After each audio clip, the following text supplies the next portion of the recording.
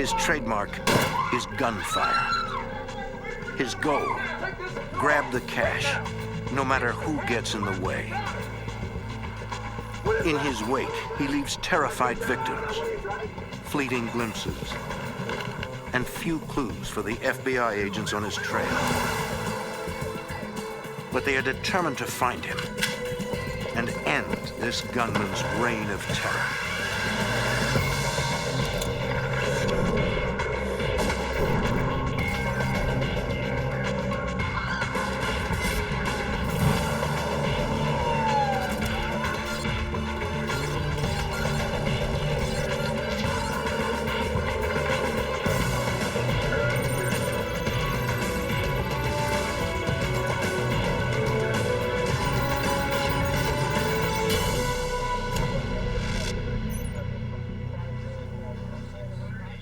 In the late 1980s, the FBI matched wits with a cunning bank robber, a lone gunman responsible for the longest string of unsolved bank robberies in FBI history. I'm Jim Kallstrom, former head of the FBI's New York office. The robber's planning was meticulous. He executed his crimes with military precision. It would take the combined skills of local police and dozens of agents to catch a criminal mastermind they called the shootist.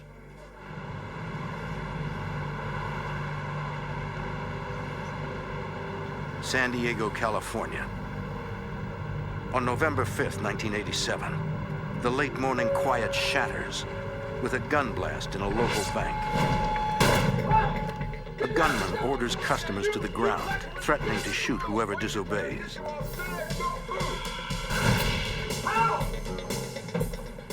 The robber forces the teller to fill his bag with money from all the cash drawers, warning against alarms, die packs, or marked bills.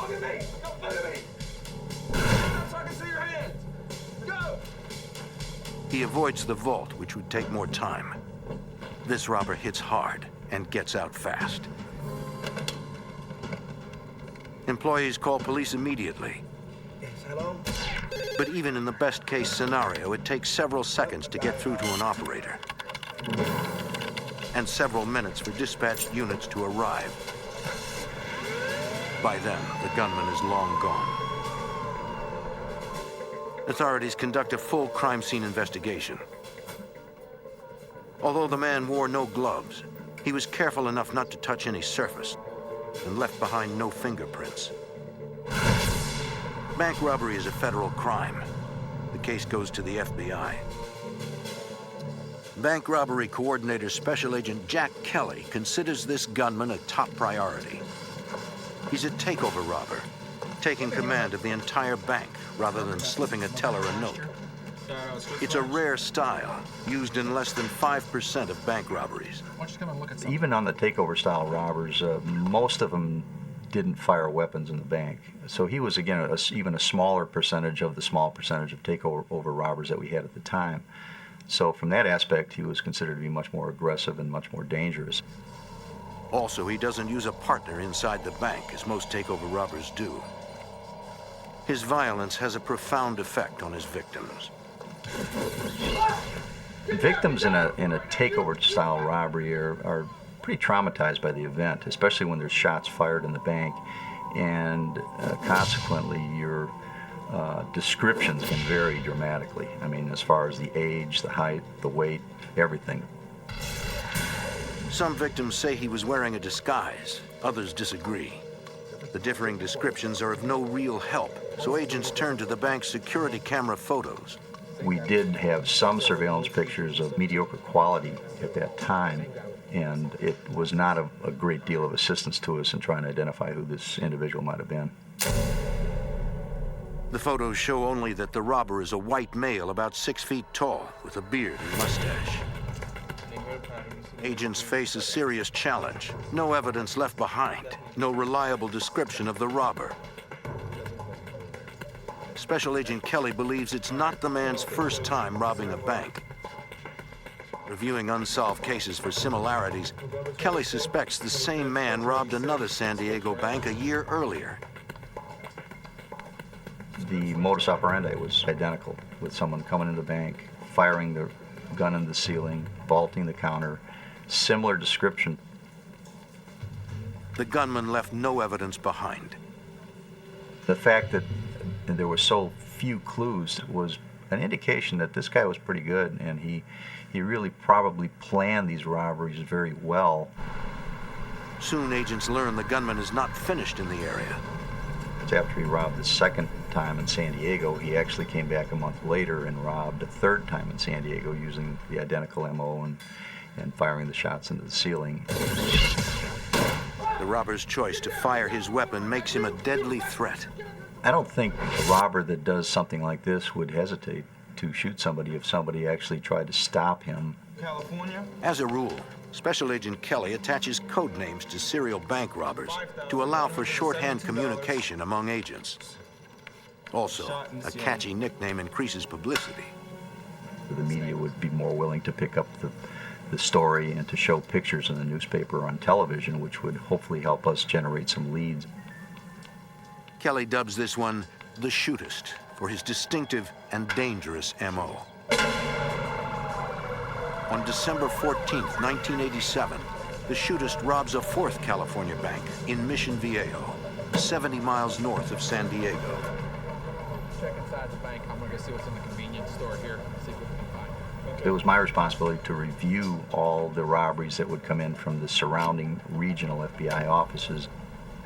FBI agents respond to the bank. Special Agent Kelly with the FBI. When a robbery occurs, you do an investigation inside the bank itself for any evidence, but you also do an investigation outside the bank to look for evidence or any possible witnesses that may have seen this individual, and we did both on all these robberies. Bank robbery here just a few minutes. Yet they get nowhere, like they're chasing a ghost. So far, the shootist has stolen at least $44,000. But it's not just about the money. Agents worry that at some point he'll shoot someone. We're dealing with somebody we thought that was going to become more and more aggressive during the course of his robberies, and consequently more and more dangerous. And it was somebody that definitely needed to be identified and stopped. After a year-long absence from California, the shootist struck 3 times in 5 weeks. Kelly suspects the shootist must have hit somewhere in that year absence. He's got to be somewhere else. He's got to be robbing banks somewhere else besides California.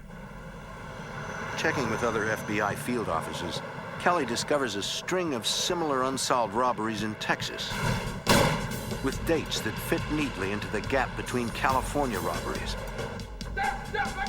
During one of the unsolved heists, the gunman used the sort of violence agents have feared. In July 1986, a white male with a beard and sunglasses hit a bank in Abilene, Texas.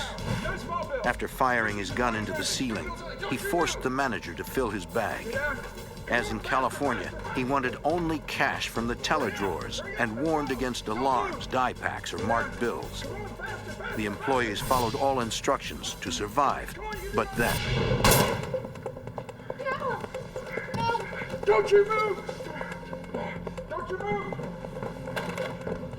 Don't be looking at me! Stay down and see what's gonna happen to you! The robber ran off, leaving the bank manager writhing in pain from a gunshot to the abdomen. Go lock the door, go lock the door. I need the police here right away. I'm at Everly Bank. We've been robbed and the manager's been shot. Texas Rangers, the FBI, and EMTs responded immediately. The manager was gravely injured, but she survived. The other witnesses couldn't provide a solid description. It happened so fast, and they were so terrified, they didn't get a good look at the gunman. The crime scene investigation came up empty, and the security cameras provided only more photos of a robber with obscured features. Special Agent Kelly contacts the Texas Rangers, who are working the unsolved robberies. Ranger Thomas. And investigators in the 2 states pool their information. They know the shootist targets branches near highway on-ramps for a quicker escape. The investigators agree the shootist likely has a getaway driver, but no car has been spotted. Each heist is as clean as the last, and no solid leads emerge.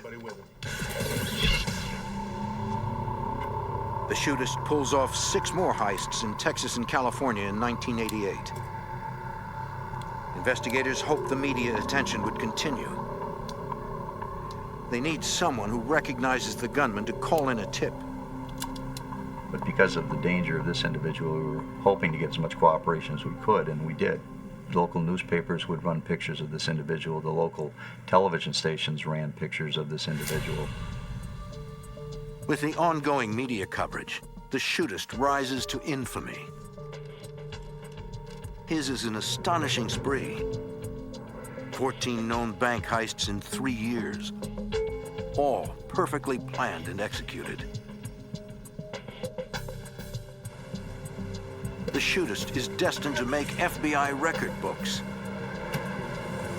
A cunning adversary, like they've never seen before.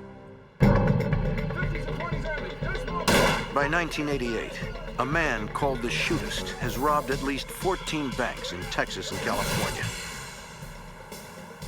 Special Agent Jack Kelly.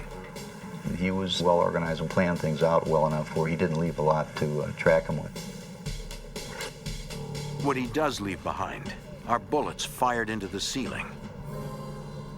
If forensic examiners can find rifling marks on the slugs, they can run them through their ballistics database.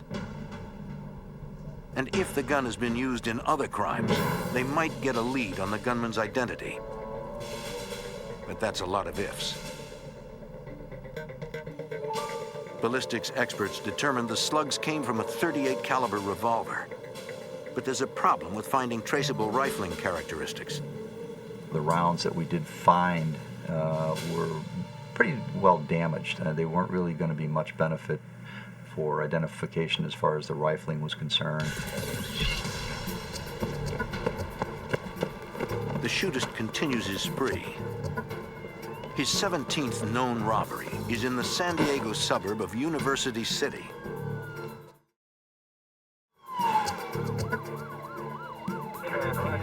Once again, no hard evidence remains in the bank. But outside, investigators find signs of just how meticulous the shootist is. It appears that before the heist, he loosened fence boards across his escape route, so that after the robbery, he could reach his getaway car faster.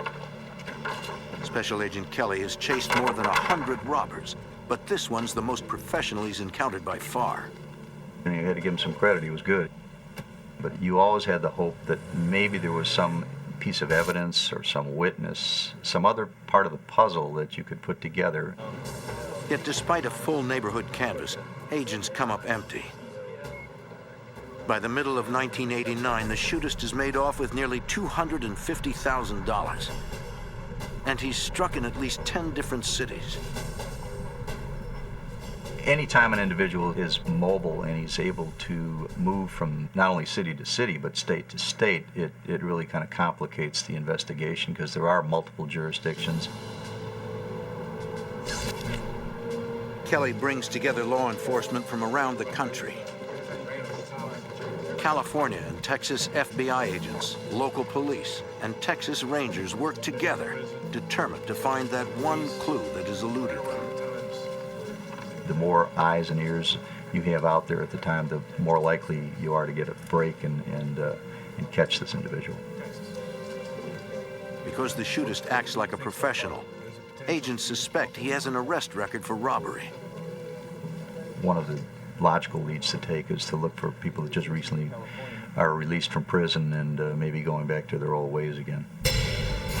Investigators asked about bank robbers released from prison in 1986, when the shootist's spree began.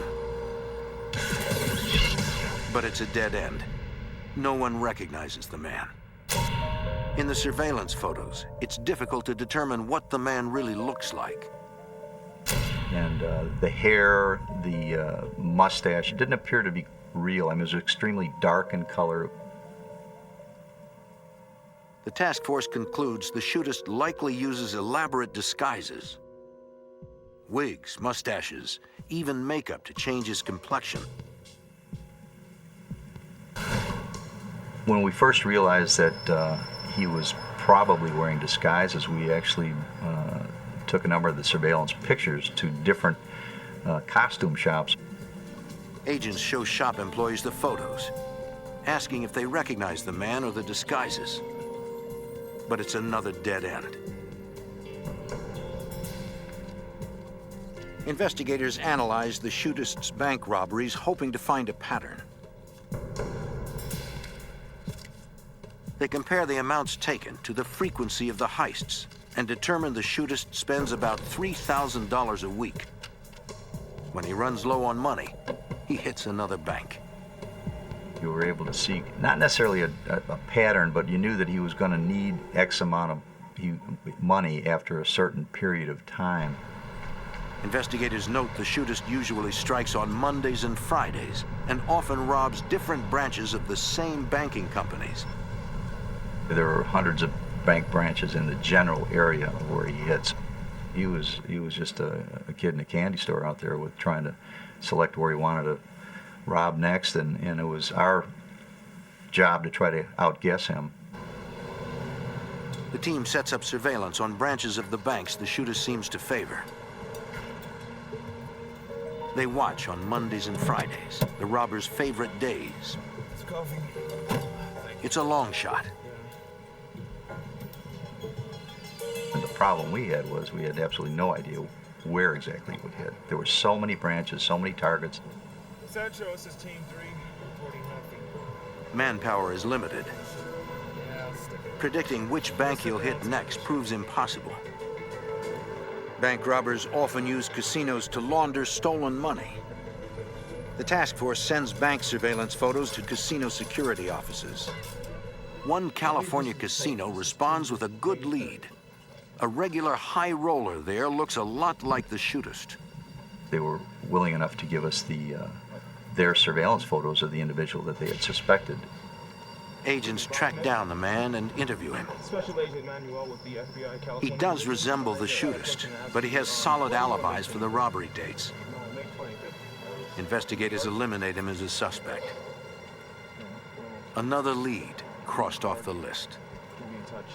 Okay. On June 23, 1989, the elusive shootist strikes in Arlington, Texas, his 18th known heist. He has now hit banks over a 1,400-mile area. This time, a teller slips an exploding dye pack into his bag. When it blows, it renders the stolen money unusable. A few hours later, the shootist robs another bank. He's never struck twice in one day. It's a reckless move. Wait for the counter.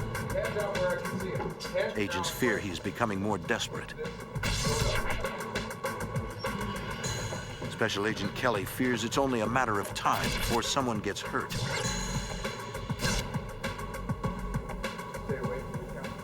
The more robberies that he did and the more times he shot the weapon, including the time he shot the teller down in Texas, that's a great concern to law enforcement, obviously, because this individual, we thought, had a lot of potential for possibly killing someone eventually.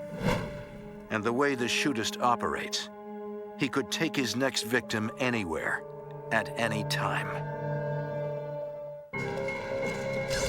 In the late 80s, a team of investigators from Texas and California hunts the shootist, a cunning bank robber who begins each heist with gunfire, grabs the cash fast, then disappears without a trace. As the robberies pile up, the shootist becomes infamous in the Western U.S. police community. Everyone's on the lookout. Special Agent Jack Kelly. Anytime in any jurisdiction that the shootist hit a bank, we would send out our communications to the other offices as quickly as possible, providing them with whatever information we have in the way of maybe some new clues or new witnesses or any better surveillance photographs. From the photos, the task force determines the shootist likely uses a Smith & Wesson .38 revolver. a handgun popular with police departments. Investigators also notice he indexes his finger on the side of his weapon, just as officers are trained to do. It's an ominous possibility. The shootist might be a cop. You, come here.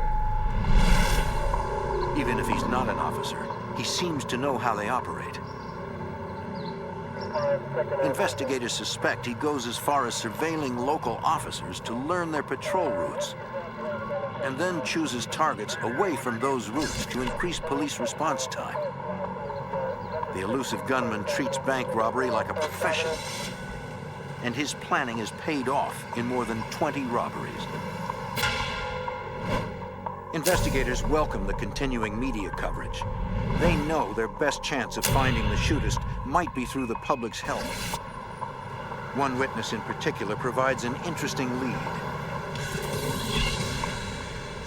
After the 1989 heist in Mission Viejo, a resident near the robbed bank saw a man climb into the trunk of a car, which then sped off. He described the car as a red four-door with California plates, but he didn't see the driver or get the plate number.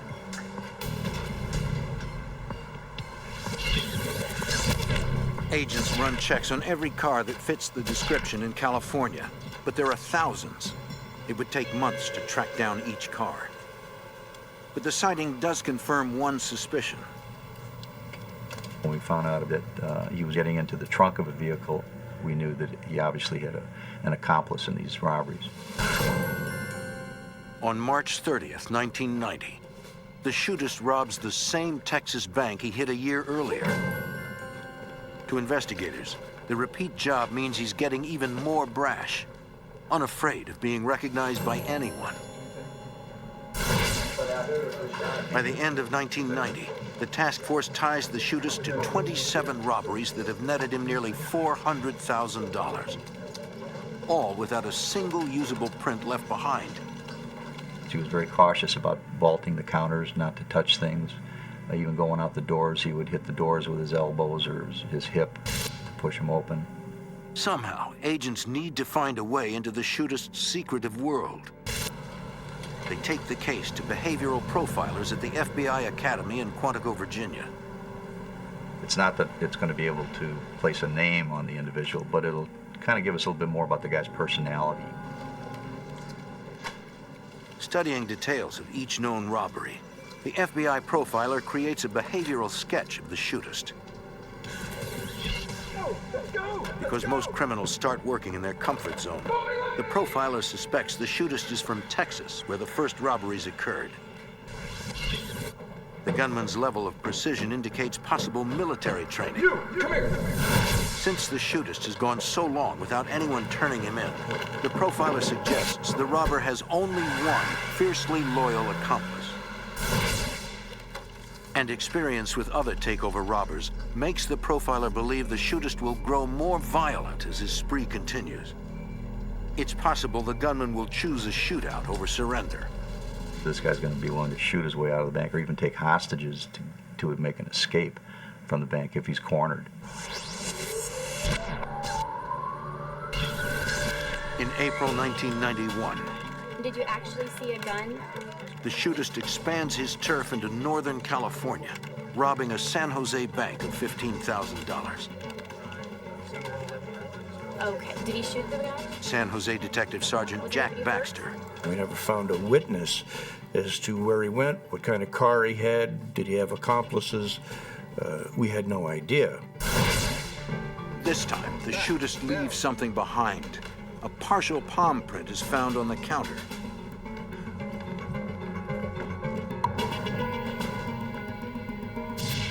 But investigators can't make a match. Law enforcement agencies don't include palm prints in their files. The task force is back to square one. 2 months later, the shootist robs a bank in Bellevue, Washington, just outside Seattle. He's expanding his territory. What do you have? I got off you in Bellevue, Washington. Seattle was now in the loop. Now we knew that he was broadening his horizons and moving on to other states. The The elusive bandit is one of the most prolific and widespread robbers in modern FBI history. By 1991, the 5-year statute of limitations expires on his earliest robberies, so he can't be charged for them. Agents are racing the clock. Well, he was a violent multi-state bank robber who was very successful, been hitting every 6 to 8 weeks, and no one had a clue as to who he was or where he was from. In August, the shootist robs a bank in Los Altos, California, bringing his known total to $474,457. Investigators find a solid clue, a false mustache. It's the first evidence recovered that might be physically linked directly to the shootist. But at the time, DNA analysis is expensive and time-consuming, and they have no suspect profile to compare it to. Unfortunately, that wasn't of any evidentiary value to us other than the fact that we confirmed that he was wearing a disguise, obviously. By the end of 1991, investigators linked the shootist to 33 armed robberies in 18 cities. Investigators have nothing. They need a break, and soon.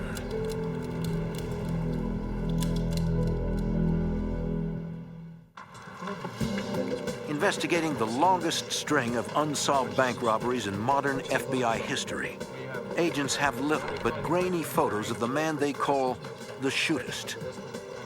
In them, they see the robber is wearing something beneath his shirt. FBI Special Agent Jack Kelly. At first, we thought it might have been body armor, but under closer scrutiny, it appeared that this thing was really covering the lower abdomen and back portion of his body. It could be a brace, meaning the shootist might have a bad back. Although he really didn't display that with his ability to vault the teller counters. But these back braces were probably just to support his ability to be able to do that. Determined to run down every lead, investigators contact chiropractors in the areas near the banks.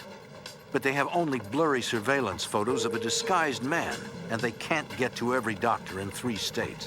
And there's quite a few chiropractors, but we did cover as many as we possibly could, and we really didn't have any luck. It's another dead end in the years-long search for the mysterious bandit. 1992 brings 7 more shootist heists, including the repeat robbery of the bank in Bellevue, Washington. New total, nearly $600,000. Seattle FBI Special Agent Don Glasser. Tried to process the bank for fingerprints, extensive interviews of the witnesses, and of course, our wildest hope would that someone would say, yes, I saw them get into a specific car. No, I walked by, I saw the people standing out there. But no one saw anything. Where are you heading to? Well, I was heading to the other bank. I gotta take the deposit over there. Okay, There is this concern that you're not serving the public well, that here's a man that's allowed to come in and do a bank robbery and fire a shot, and eventually there could be an accident or an intentional shooting. And, you feel it's frustration that you didn't do everything you could, although you can't think of anything else to be done. They must stop the shootist before he graduates to murder. During a heist in San Jose, the shootist's luck begins to wane. This time, before he vanishes, the bank security camera catches the best shots yet of his face. A San Jose police forensic artist uses the photos to build a composite sketch of what the shootist would look like without his disguises. Recreating features that are obscured requires a thorough knowledge of human physiology and a remarkable artistic eye. Agents blanket the target areas with the sketch, asking Crime Stopper programs to air it regularly, and placing it in dozens of banks. San Jose Detective Sergeant Jack Baxter. We thought that in order to get this guy, we needed the help of the community. We needed somebody to call in with information, something that they had seen or heard. On May 11th, 1994, investigators get the break they need. An anonymous caller says he knows the shootist, though it's no slam dunk. The information was fairly generic. The name that was given was Johnny Williams, or John Williams, and then he also supposedly used the name of Robert Hall. The caller says Williams is about 40 years old, drives a red four-door, and has a devoted accomplice, his wife. He says Williams is always armed, has a hair-trigger temper, and has vowed never to be taken alive. In fact, he and his wife have a suicide pact if they're ever cornered. This is a good tip, but the case is far from over. Those names are so common that there were literally hundreds of Johnny Williams and Robert Halls that we had to go through. And we tried to narrow the list down to the ones that were approximately the same age as the caller had given. Agents cull through California DMV records and find a Johnny Madison Williams and a Robert Hall that appear in their photos to be the same man. They then compare the photos to the composite sketch.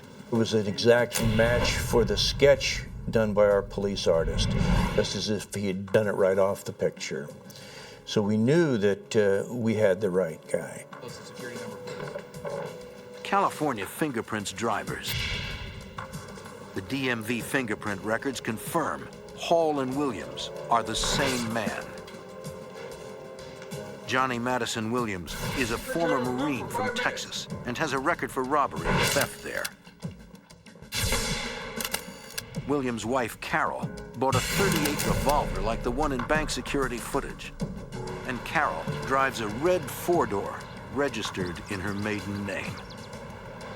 Investigators find no legitimate source of income, yet the couple lives in a $350,000 house overlooking the ocean in Los Osos, California. FBI Special Agent Jim Wilkins. The area where he was living was on high ground overlooking Morro Bay. It was an affluent area that actually had one road in. It's an exposed area where agents might stand out as strangers. We did not know where Johnny Williams was at the time. Despite the risk, FBI agents have to check the house. They find a spot they hope is obscured and set up surveillance. We knew he carried a weapon. We knew he would use it. We also had information from the anonymous tipster that he carried that weapon all the time. Dispatch, no movement. The agents see no sign that anyone's at the house. The team watches and waits.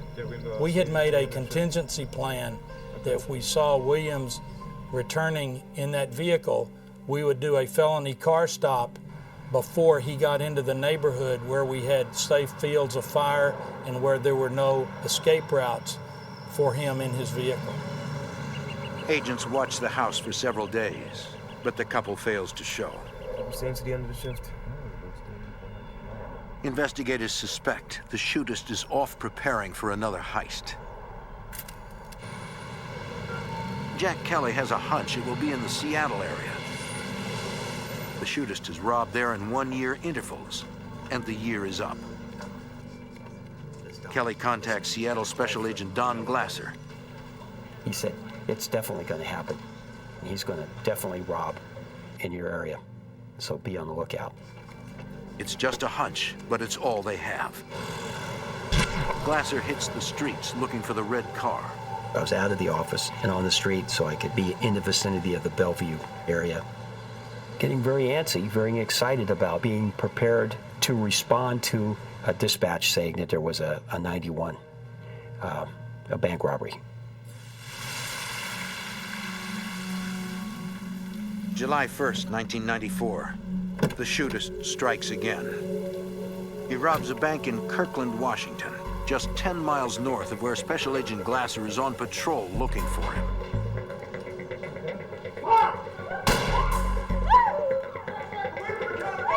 After his trademark gunshot, the shootist orders a teller to load his bag with cash. As before, he warns against bait bills or die packs and threatens to shoot if she tries anything. The teller accidentally drops wooden paperweights in the bag, which the shootist mistakes for die packs. He's enraged.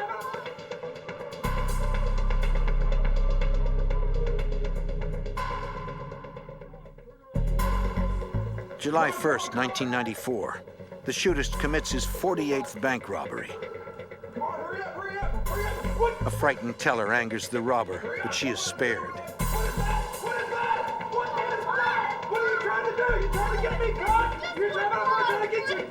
The gunman runs out without firing another shot and disappears before police and the FBI can respond. Investigators get word of the latest robbery. Special Agent Jack Kelly's hunch about Seattle was right. We knew where he was at this point, at least what vicinity of the country he was in the general Seattle area. Kelly has already flagged Williams' credit cards, so he'll be notified if one is used. Just after the Kirkland robbery, the plan works. I was fortunate enough to be able to get some information from one particular credit card company that had a recent transaction up in the state of Washington at a particular hotel up there. Seattle Special Agent Don Glasser rushes to the hotel. I went up there very excited. I know now we've got some real good information. The hotel is in Bothell, 10 miles from the latest robbed bank. Johnny Williams used a credit card in the name of his alias, Robert Hall, to check in. But there's no guarantee he's still there. I drove through the parking lot. I saw the red card sitting in the parking lot, nose in the parking space. When Glasser calls in the plate number, it comes back registered to Carol Williams under her maiden name of Hawkins.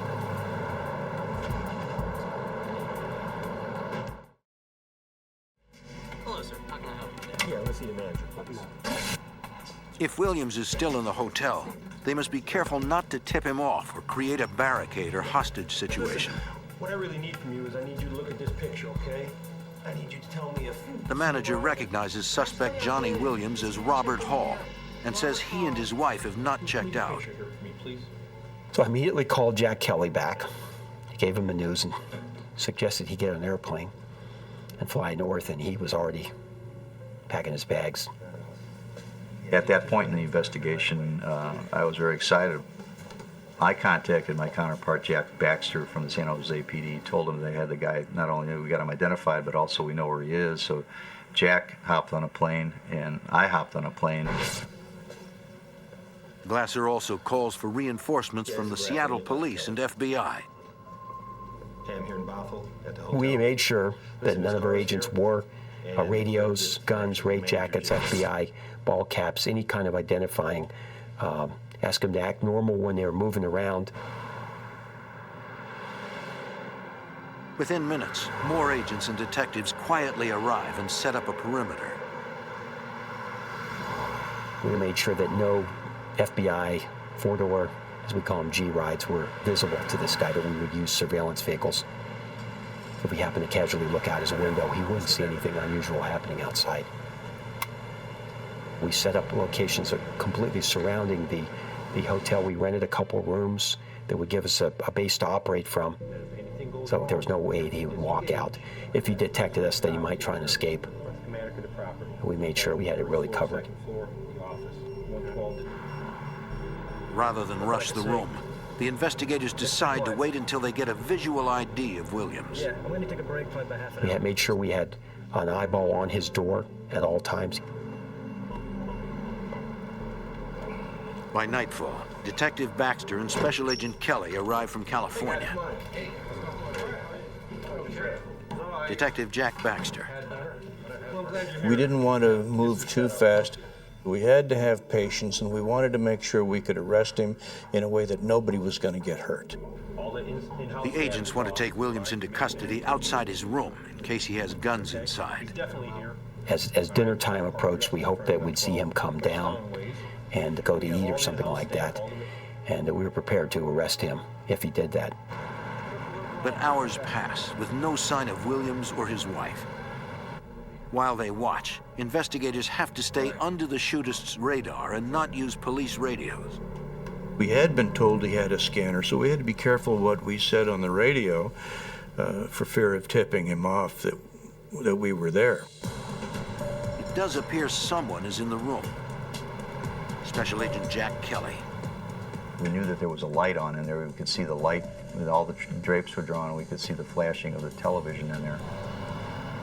After 7 years, agents and police may finally have the shootist cornered. After an 8-year search, the FBI believes they have traced Johnny Madison Williams, the shootist, to a Washington State hotel room. A full day and night of surveillance passes with no movement from the room.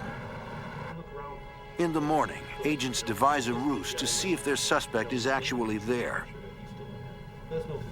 They recruit a hotel employee to help. Investigators show the man what their target looks like and ask him to knock on the door to ask a maintenance question and get a good look at whoever's inside. Despite the danger, the employee has to act natural. If Williams gets spooked, he could turn violent.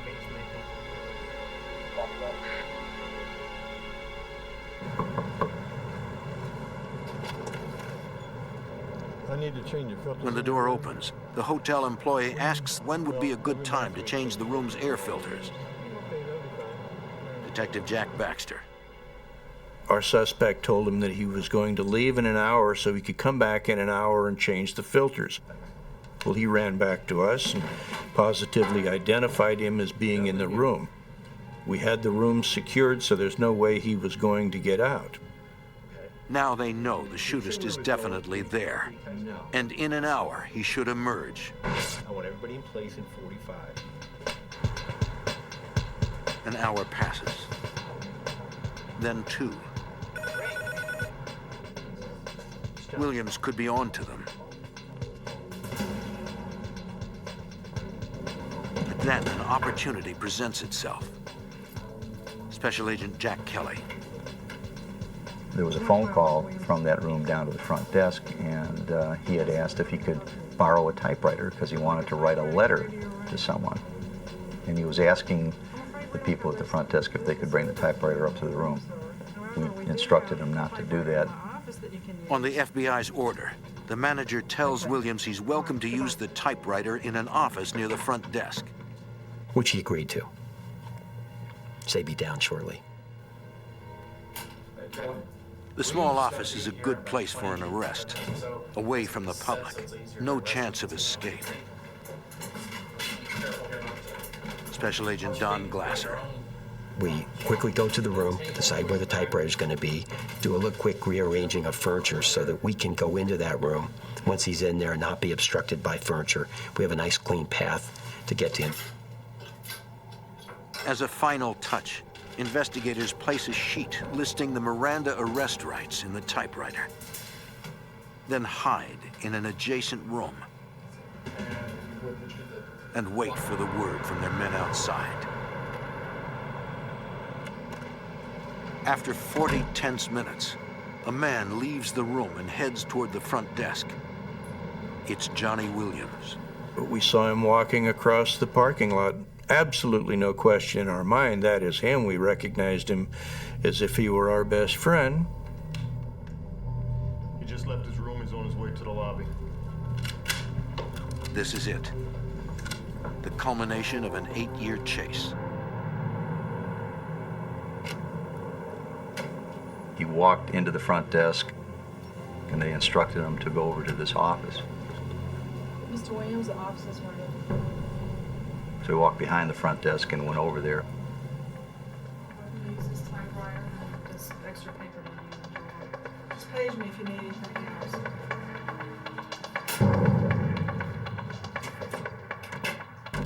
Williams is cornered, cut off from escape. Agents know he is dangerous. They are prepared for the worst.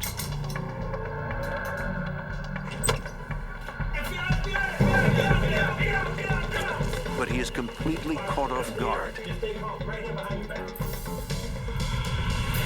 Agents take him into custody without a struggle. He is unarmed. Because of the investigators' careful planning, it's a perfectly quiet arrest. I called him by his true name. I said, Johnny Madison Williams, Jr., it's over. And his head kind of dropped. Next, agents have to get Williams' wife, Carol.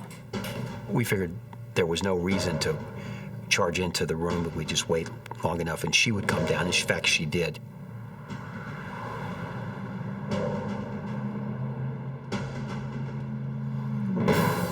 Hello. He's on the move right now.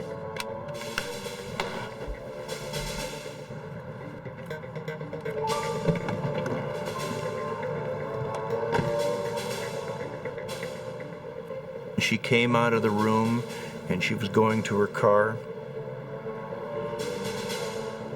And we just stepped out and took her into custody there without incident. Freeze, FBI, you're under arrest. Place your hands where I can see them. Place them on top of the car. Hands on the car. Hands on top of the car. There you go. Hands on the car. Don't move. Don't move, okay? There you go. Use your left hand. Other hand. Move the FBI, okay? You're under arrest. Once again, a safe arrest. Now agents go looking for evidence. He provided a consent to search his room, and in that room he had a couple scanners, he had handy-talkies, he had disguises, he had money.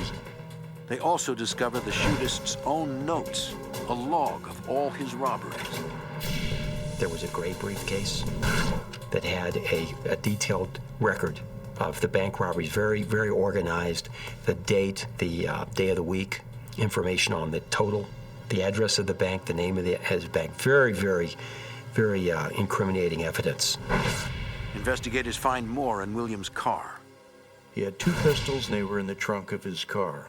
We recognized the 4-inch .38 revolver from the pictures, surveillance pictures. We knew we had the right weapon. He had a 2-inch revolver that we hadn't seen before. Both of them were loaded.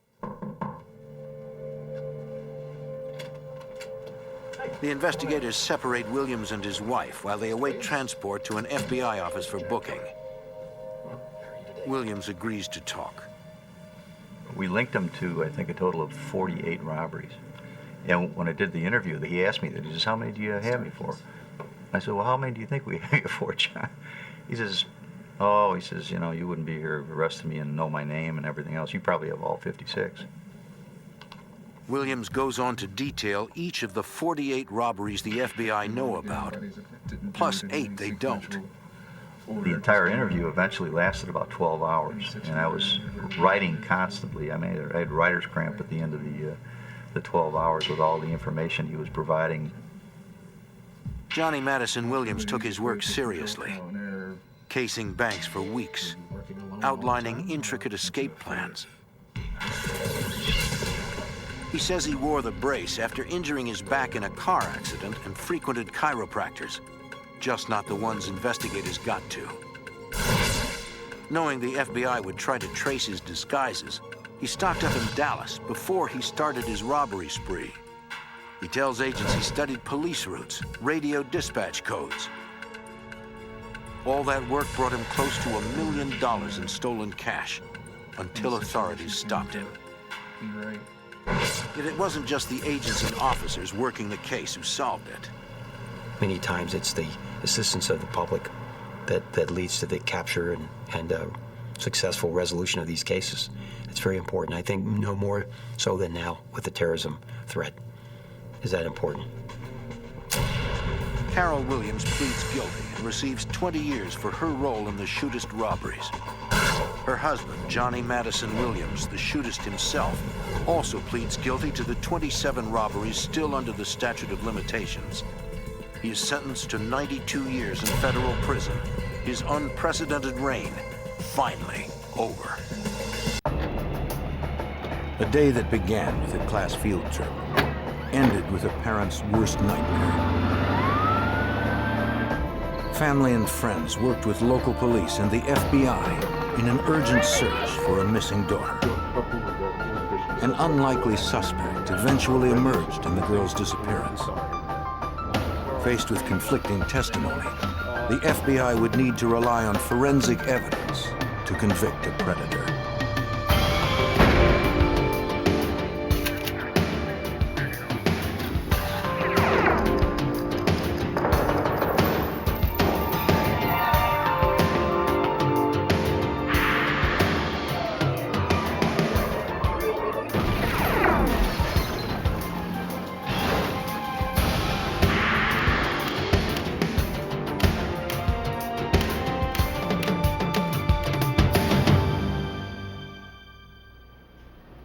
parents of 11-year-old Brittany Martinez knew their daughter was no runaway. But that was all they knew. Something had happened to her, something terrible. When they failed to find Brittany in their quiet Illinois neighborhood, they called the police. I'm Jim Kallstrom, former head of the FBI's New York office. The FBI was soon brought in to grapple with conflicting witness reports, false leads, and a lack of clues. Agents wouldn't stop until they found Brittany and the truth.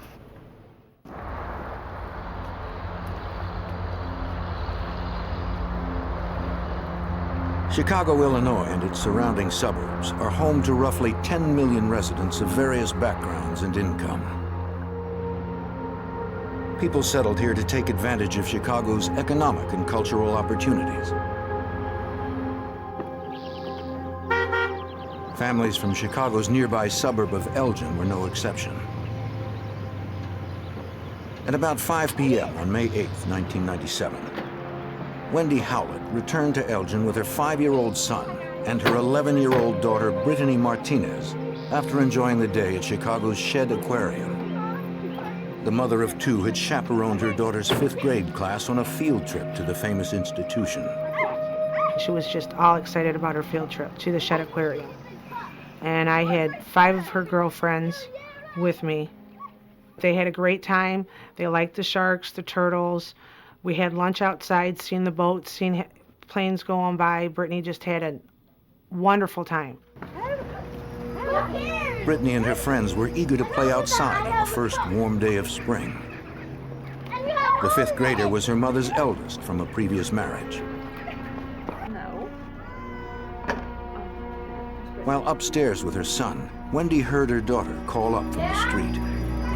Brittany asked if she could go to a nearby park. I looked down the window and she was looking up, and I said, no, you can't go, you know, because I thought she was maybe just going with one friend, and she actually went with 5, and I'm like, okay, there's a group, you can go, just be back by 6 o'clock. All right, have fun. The park was only 2 blocks away.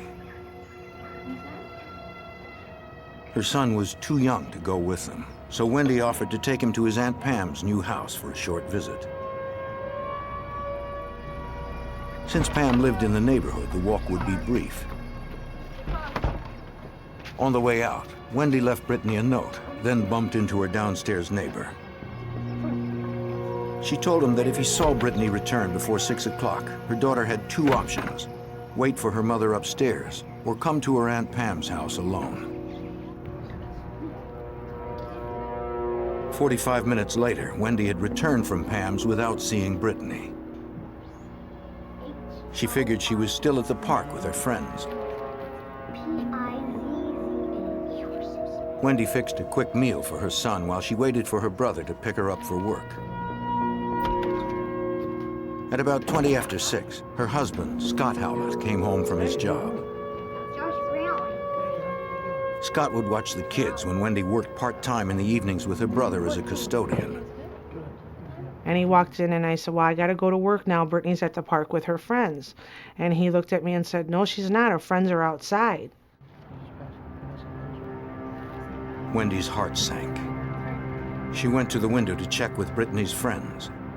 And they all looked up at me and said, she went on her bike to Aunt Pam's house, to where you are. I said, well, I'm home. Have you seen her since? They're like, no. Brittany's friends said they'd returned from the park a little while ago. Wendy called her sister-in-law, Pam. Hey, Pam, you seen Brittany? No, I seen her at the park. About half an hour ago. But Brittany had not shown up yet. The family went off in search of her. It wasn't normal for Brittany not to call me. From like 6 to 6:30, I'd normally know where she's at. So that was unusual to begin with for my daughter not to be in contact with me. It also wasn't like Brittany to be out alone. In a few hours, it would be dark. My husband left to start searching on foot, thinking maybe she could have been at this park still, on the way to Aunt Pam's or something. We didn't know. When we didn't find her by like 8 o'clock, a mother's instinct, I knew there was a problem. Wendy called 911. Elgin patrol units were immediately dispatched. Sergeant Robert Beater of the Elgin Police Department was a detective at the time. He knew that when police respond quickly, they usually find the minor unharmed. Anytime we receive a phone call regarding a missing child, we take it pretty seriously. Initially, we make contact with the people who call us. In every case, we normally search the residence, the person's residence, inside, just in case, cover the bases in case the person is hiding under the bed or in a closet, and that's happened in the past. That wasn't the case with Brittany. Wendy told officers that her daughter was last seen wearing jeans, a blue t-shirt, yellow socks, and white sneakers. Police had to consider the possibility that Brittany had simply run away. They started asking me about my daughter, and they're like, "Are you sure she's not at a friend's house?" I said, "The friends she would have been at, they're right there." They started asking me, "Are you sure she didn't run away? Was she angry? Was she mad?" I'm like, "No, we had an awesome day all day. She was with her friends, and it's not like my daughter not to notify me this long." Investigators next questioned the Howlett's downstairs neighbor. He said that Brittany and her friends came back from the park at about 5:50, 20 minutes before Wendy had returned from her sister-in-law Pam's house.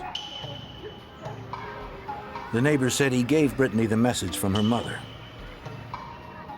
She could wait upstairs or go to her Aunt Pam's alone. According to him, Brittany seemed excited about going to see her aunt.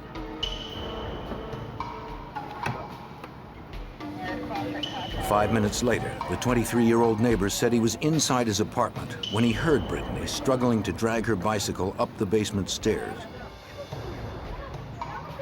He went out to give the 11-year-old a hand with her bike. Once they were on the street, Brittany thanked him and rode off toward her Aunt Pam's house. The neighbor never saw her after that.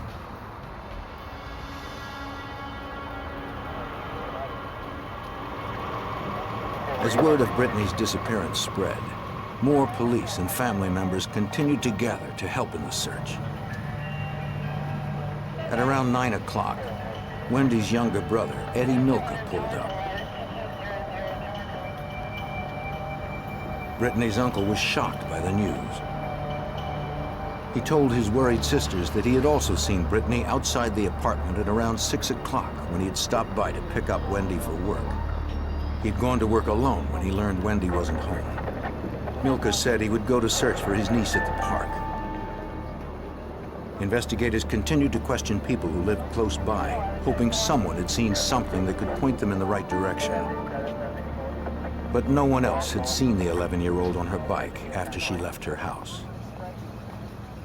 Neighbors were reporting no type of disturbance or any unusual activity in the neighborhood. It was a very nice day, kids out playing. There was just no signs of her being taken from the scene by force. So we were very concerned. The searchers fanned out in every possible direction the fifth grader could have wandered. They began in the park where Brittany and her friends had been playing. A helicopter joined overhead. Other volunteers searched dumpsters and alleys in the area. Brittany and her bicycle seemed to have disappeared without a trace. As the night wore on, the searchers straggled back, weary and discouraged. Wendy remained at home, hoping for news on her daughter's whereabouts. During that search, I wanted to go out and help search, and they advised me that I should stay home just in case she called, or maybe it could have been a ransom or whatever. So I stayed home, as hard as it was, and no phone calls, no nothing. My husband, my mom, my sisters, they were all out searching here, going to parks. They continued to search all night.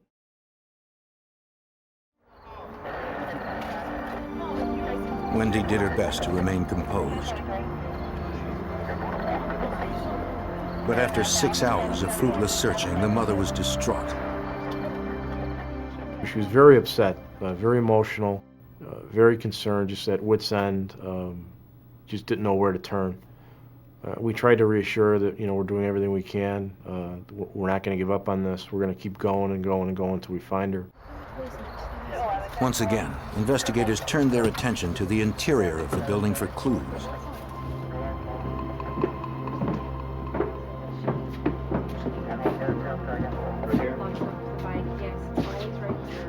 In the basement, they were surprised to find Brittany's bike. The chain was unsecured. It wasn't like Brittany to leave it unlocked. So, you heard it? Or heard her bring The bike was Brittany's prized possession. The neighbor told police he never saw Brittany return after she rode off. So you hear her come down the steps normal. Investigators believe that the bike must have been returned before 6:20 when Scott Howlett, Brittany's stepfather, came home from work.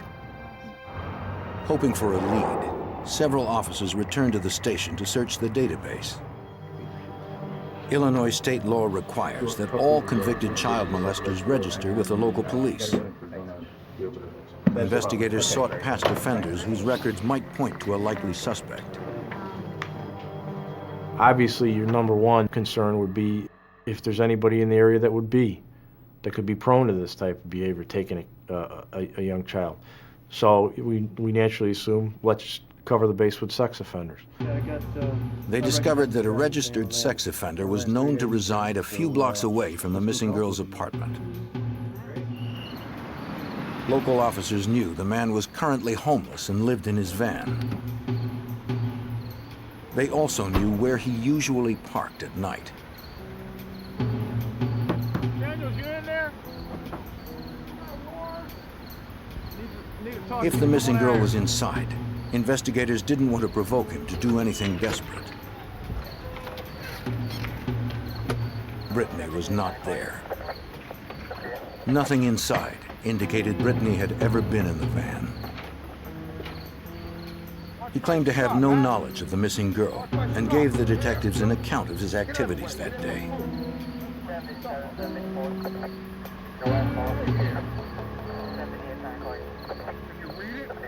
His alibi checked out. Thanks. No, thank you. Have a nice night. Officers re-interviewed family and friends in the slim hope that they might offer something new that could help. Wendy's parents, Brittany's maternal grandparents, lived a few miles away with their 20-year-old son, Eddie Milka. No one had seen Brittany since Eddie had at about 6 o'clock. The family believed Eddie was one of the last persons to see her. We wanted to find out further information that Brittany might have relayed to him, that she was going somewhere, or maybe he dropped her somewhere or something, anything that he might have been able to tell us. Eddie Milka appeared tired, but detectives wanted to get a more detailed statement while his memory was still fresh. When police asked him to provide one back at the station, the missing girl's uncle was offended. He blurted out, "Why do you guys think I took Brittany?"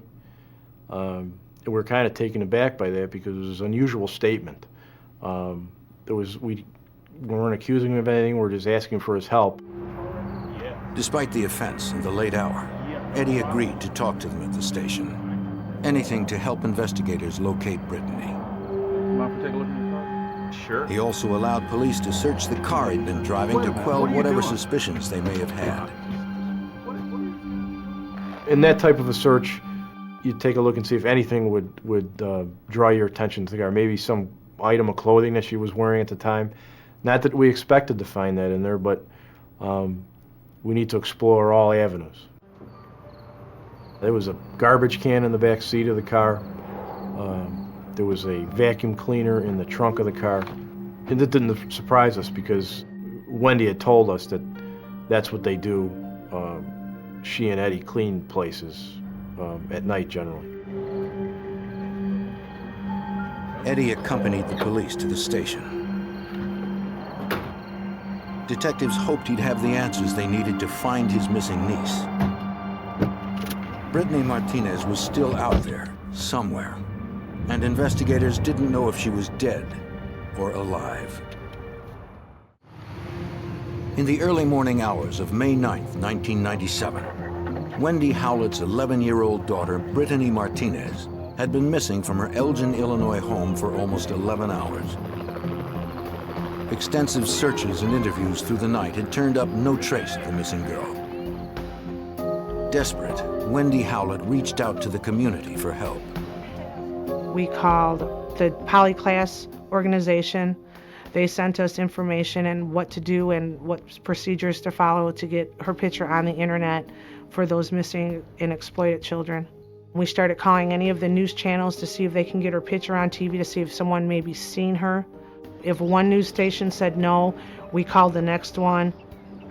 Chicago morning news programs broadcast appeals to the public to be on the lookout for the brown-haired 11-year-old.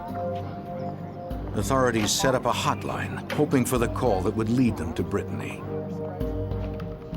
Like many in the community, Elgin Police Detective Robert Beater was deeply troubled by the case. This investigation was particularly difficult because of it involved a small child. She was 11 years old, and actually at the time, my oldest son, was 11 years old, and it kind of hit home. When you first get these cases, 99 times out of 100, you can find the person rather quickly. So as time goes on, it just became very draining to try to determine where this person's at. Okay, Eddie, tell me what happened that evening. Racing against time, detectives turned to Brittany's uncle, Eddie Milka, for help. Although the 20-year-old janitor had been up all night, detectives asked him to detail what he could remember about the last time he saw his niece. He said that at around 6 p.m., he arrived to pick up Brittany's mother, Wendy, who was supposed to help him clean a building that night. Eddie recalled seeing his niece outside with her bike. He asked where her mother was. Brittany said that her mother was not home. Eddie couldn't wait for his sister. He had to be at work, so he said goodbye, hugged his niece, then left at around 6:15. He said he wasn't sure if Brittany had taken her bike inside afterwards. At about 6:45, Eddie stopped at a convenience store to buy a pack of cigarettes before work. He stayed at work until 8:30 and discovered that Brittany was missing at about 9. He had searched 2 parks that night where he knew Brittany often played. But like the rest of the family, he turned up nothing. Afterwards, he stopped by the house of some friends and admitted smoking marijuana with them. Now he was exhausted and wanted to get some sleep. At some point in the interview, he said, "Listen, guys, you're just going to have to let me go because I don't have anything else to tell you. I'm tired. I want to go home." And at this point, it was like a 3-hour interview, and we didn't have any reason to keep him there, so then we brought him home. With time working against them, Elgin police contacted the Chicago field office of the FBI. From experience, FBI Special Agent Beth Malarkey knew that if Brittany was not found in the first 24 hours, the girl's chances of survival were slim. The initial hours are incredibly crucial. We all know in law enforcement, and having worked previous kidnapping cases, that the longer the child goes missing, the less likelihood there is of recovering the child, certainly alive. And our mission is to recover a live child. The FBI offered local authorities additional manpower, plus a computer system that helped organize, cross-reference, and manage leads. These resources became increasingly valuable as calls flooded in. There were hundreds of leads that were called in by the public because of a number that was disseminated to the public for anyone having information. All of those leads were cataloged and checked. People's alibis were checked. Investigators decided to follow up on Eddie Milka's alibi as well. They spoke to the president of the company whose building Eddie was scheduled to clean the night before. The executive had worked late that night and saw no one else in the building. When he locked up at 8:15, the president's car was the only one in the lot. Investigators also checked the convenience store where Milka said he bought cigarettes. The store was equipped with a 24-hour surveillance camera. The detective scanned the video recorded on May 8th from 6 to 8 p.m. He never saw Brittany's uncle enter the store.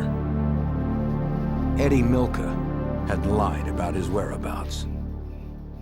The other family members were interviewed, and what they told us turned out to be true. All their whereabouts were accounted for. Other people were able to verify their statements. Everything that Edward Milka told us turned out not to be true. But the discovery that Milka had lied did not prove wrongdoing, nor did it put investigators any closer to finding the young girl. It had been almost 24 hours since Brittany was reported missing. Now, can I get a copy of Investigators continued to pursue all viable leads. By this time, we were just getting continuous telephone leads, the citizens calling in, community calling in, assisting us with possible information.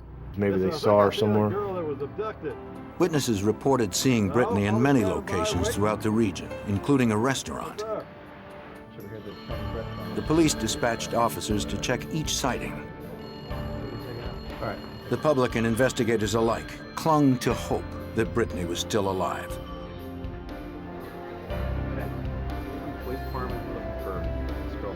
Each time officers responded, they were disappointed. Police found only conflicting stories and unconfirmed accounts. By the end of the first day, investigators were forced to consider the possibility that they were no longer looking for a live victim. May 10th, 1997, marked the second day that Elgin, Illinois police and the FBI searched for missing 11-year-old Brittany Martinez.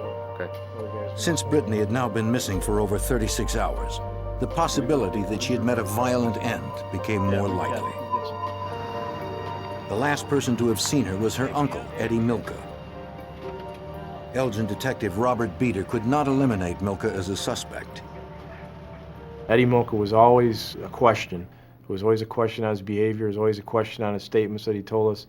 And all the other leads that we were getting in, they were quickly resolved. But no one had seen Milka talking to Brittany outside her home, as Milka himself had claimed. Thanks. Elgin police detective Brian Gorkowski realized that unless Brittany or her body was recovered, investigators had no physical evidence that she'd been harmed.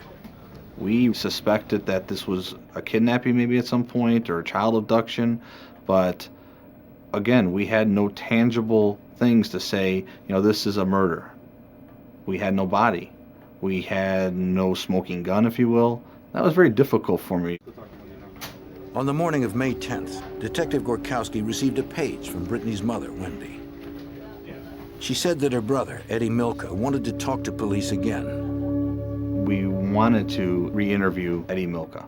We wanted him to come in and talk to us voluntarily, and if he did do that, we wanted as much information about his background, his past, as we could gather. So we were very pleased that she did give us this background. Wendy Howlett described Eddie as slow. He had attended a special high school for the learning disabled. As far as she knew, Eddie had few friends and no girlfriends. Investigators met with the 20-year-old in the police department's family interview room. Feel all right? Okay, yes. They asked him what he wanted to tell them. The detectives were pleased by Eddie Milka's response. Milka told us he had lied. I mean, initially, right off the bat in the beginning of this conversation, and that he was now going to tell us the truth. Well, at that point, I got a little excited because I like when someone I'm going to interview tells me they lied. Because at that point, I know that we can get everything behind us. We can start getting the truth out. We can be open. There can be some honest dialogue between the two of us. He admitted that when he saw Brittany, he was under the influence of marijuana. But he maintained that he had left his niece in front of her apartment at about 6:15 when he drove off to work. Milka told detectives that when he pulled into work, he saw his boss's car and wanted to avoid him since he was high. He claimed that he didn't enter the office building until 8:15 when his boss left. Detectives knew this version couldn't be true. We confronted him with the workplace lie. You weren't in the workplace at 8:15 p.m. We know that because the owner said there was no one inside that business when he had left. Milka told us, you know, you might be right. There may be some time difference here. But Milka didn't elaborate. If he knew where Brittany was, he wasn't forthcoming.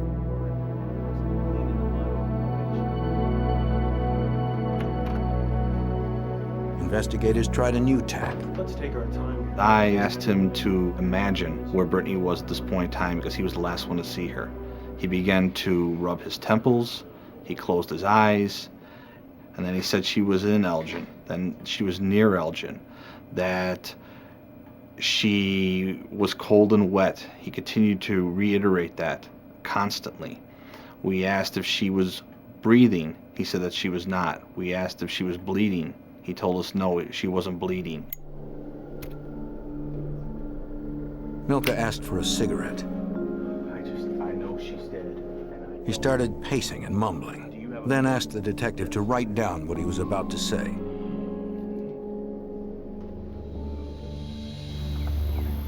Milka claimed he was having a vision of Brittany in an old gray car with two men who were drinking beer. He also saw farmhouses, a dirt road, gravel, rocks, and a creek. He added that the men had touched her all over, but he didn't stop there.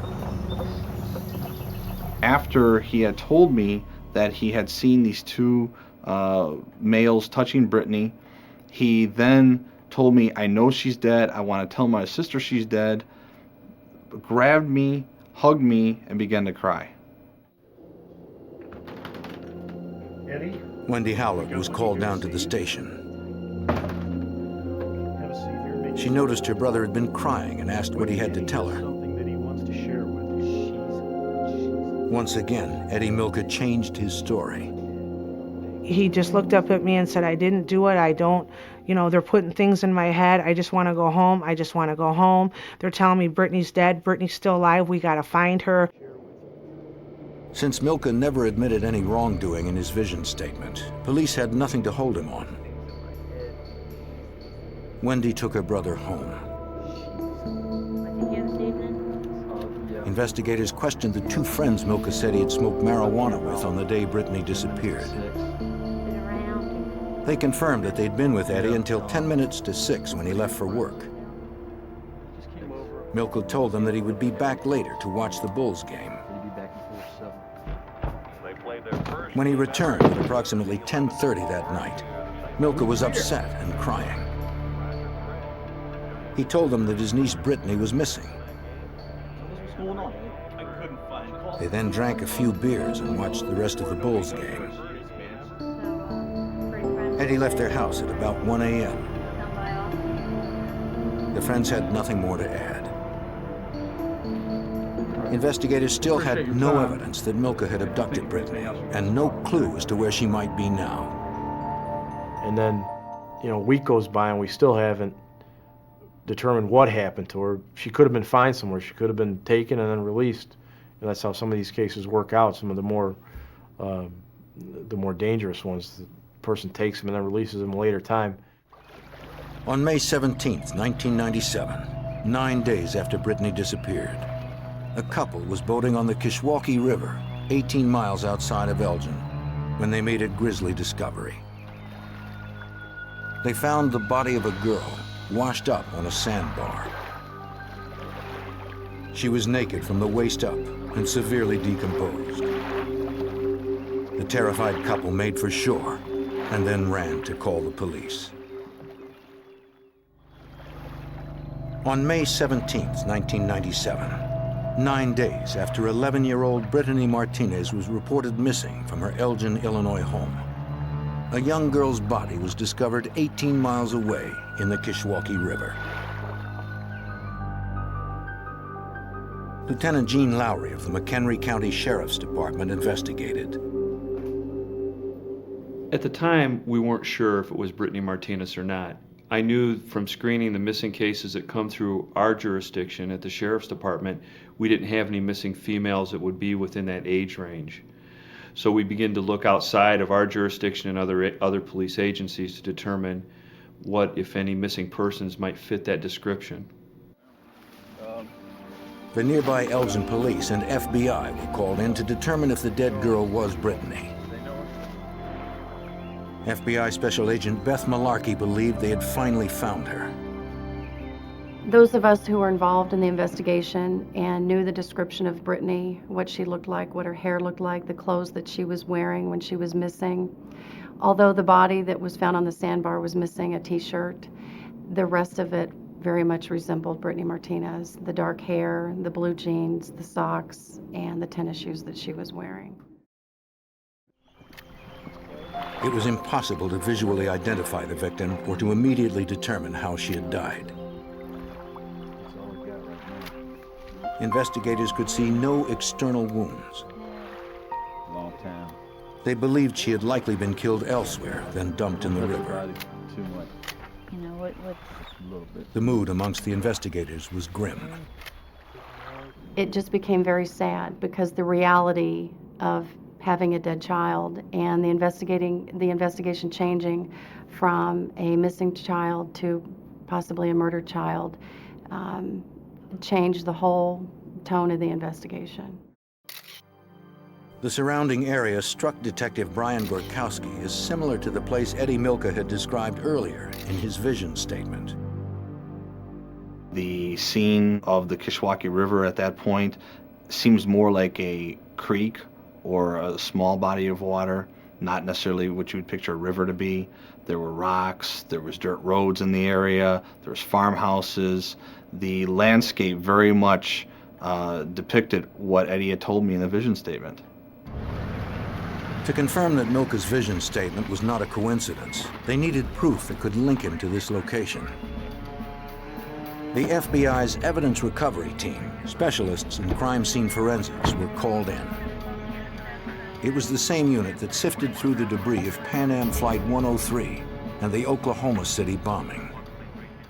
The ERT is very highly trained and professional and organized in how they conduct crime scene searches. And because this looked like a murder investigation at this point, every piece of evidence was going to be extremely important.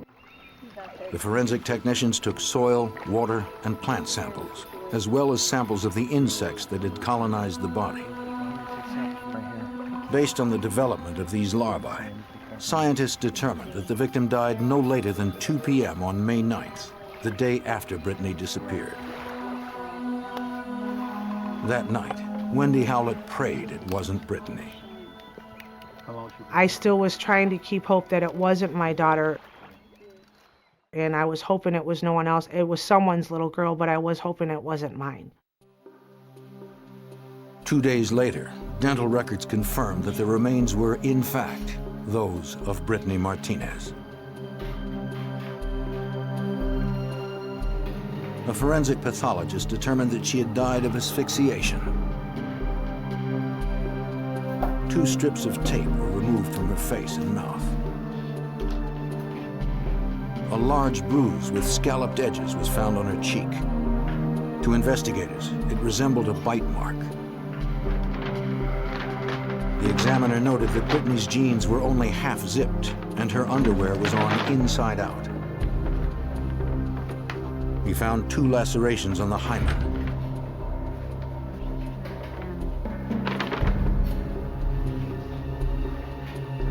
The pathologist concluded that the 5th grader had been sexually assaulted immediately before or at the time of her death. It would take several more months to process Brittany's clothing and tissue samples at the FBI lab. Special Agent Malarkey wanted to make sure that the analysis was thorough.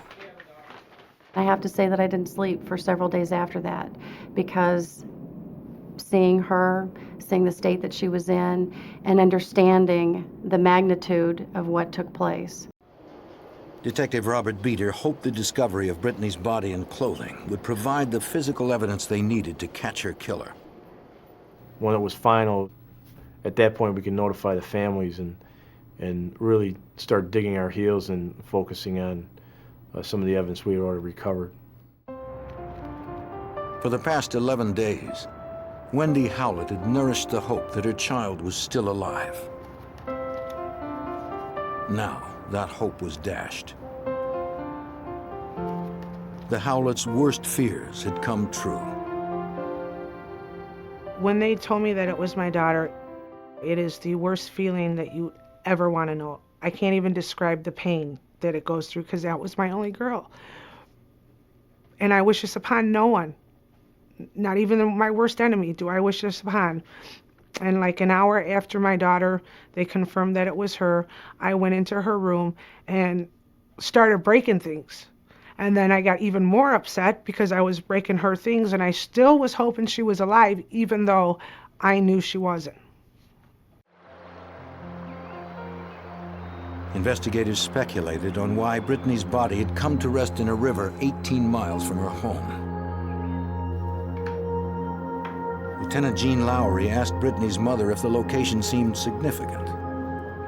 And at that time, she had indicated that her father was an employee of the Milwaukee Railroad and had since been retired or disabled, and the family spent many summers at the Railroad Museum in Union, Illinois, a very, very short distance from where Brittany Martinez's body was found.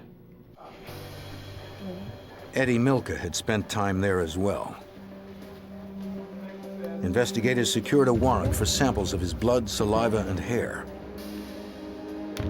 They were forwarded to the FBI lab so examiners could begin the lengthy work of DNA mapping.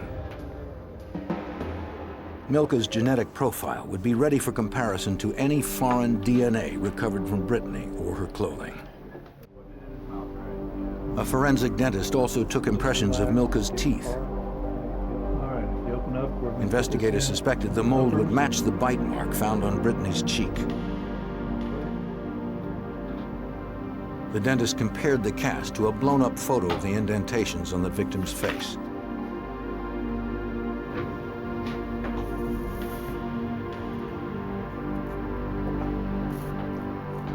The two appeared to match.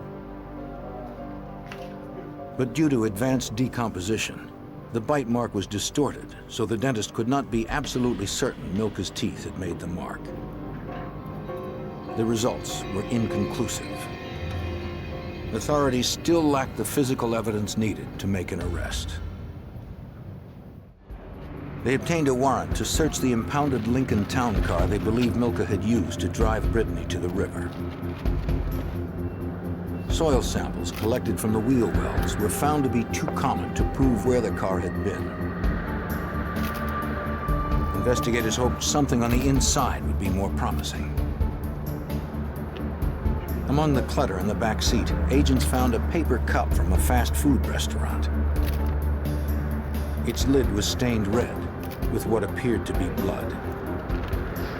The lid also held a partial palm print that matched Eddie Milka's. Brittany's fingerprint, along with her mother's, were found as well. Matted in the fibers of the backseat floor mat, they found more red stains. Agents secured samples of fibers from the floor mat and upholstery. More than 140 items were collected from the car and forwarded to the growing caseload at the FBI lab. Since the lab would take months to complete tests, Lieutenant Lowry asked Brittany's relatives to recall if anyone had been injured inside the car. Brittany's maternal grandmother, Milka, remembered that the 11-year-old had had a nosebleed in the car on the day of a family outing. Brittany's other grandmother said she was also there that day but did not recall the incident. The Milka family painted it as, yes, there was a bloody nose in the vehicle, and these circumstances occurred. The other side of the family painted a dramatically different picture, that there was absolutely no evidence of a bloody nose. Family members on the two sides were lining up against each other.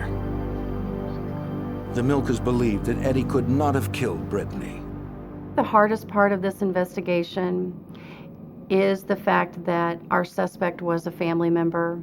That obviously causes family problems when you suspect another family member of being the suspect in a case. That became difficult to overcome because we wanted the family's cooperation, and it's difficult for the family to keep cooperating when one of their own becomes a suspect. Though circumstantial evidence pointed to Eddie Milka, contradictory stories and no confirmed physical evidence meant that investigators might never be able to charge Brittany's uncle with her murder.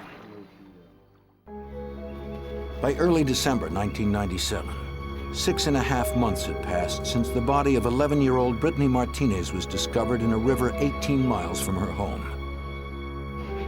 Her uncle, 20-year-old Eddie Milka, was the prime suspect and agreed to provide tissue samples, though his side of the family believed he was not responsible. Without substantial physical evidence, it would be difficult for the FBI and local investigators to charge him with murder. Examiners at the FBI crime lab in Washington, D.C. had spent months sifting through hundreds of pieces of trace evidence collected during the investigation. Karen Lanning, a scientist in the FBI's Trace Evidence Unit, received Brittany's clothing and coordinated the examination.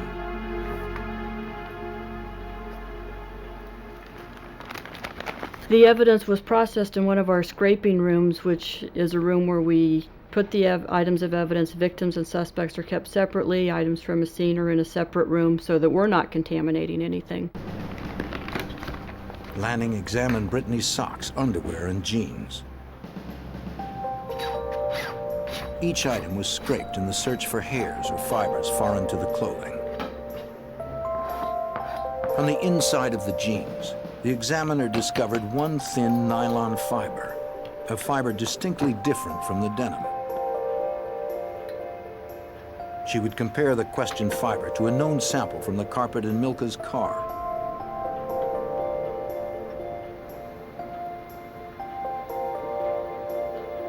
The fibers matched.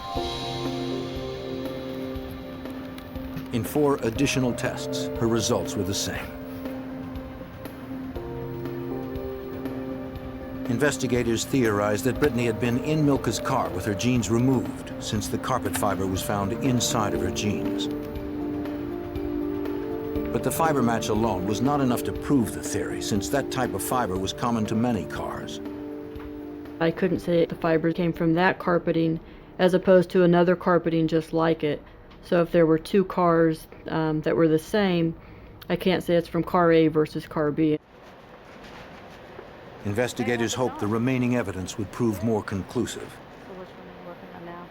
Special Agent Melissa Smers, chief of the Mitochondrial DNA Unit 2 at the FBI laboratory, was a serology and nuclear DNA examiner at the time. It was her task to determine if any of the victims' or suspects' fluids were present on the evidence. She found Brittany's clothing too contaminated to test.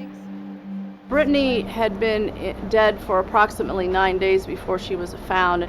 Because of that, she had started to decompose, and the clothing that she had on her showed evidence of that decomposition.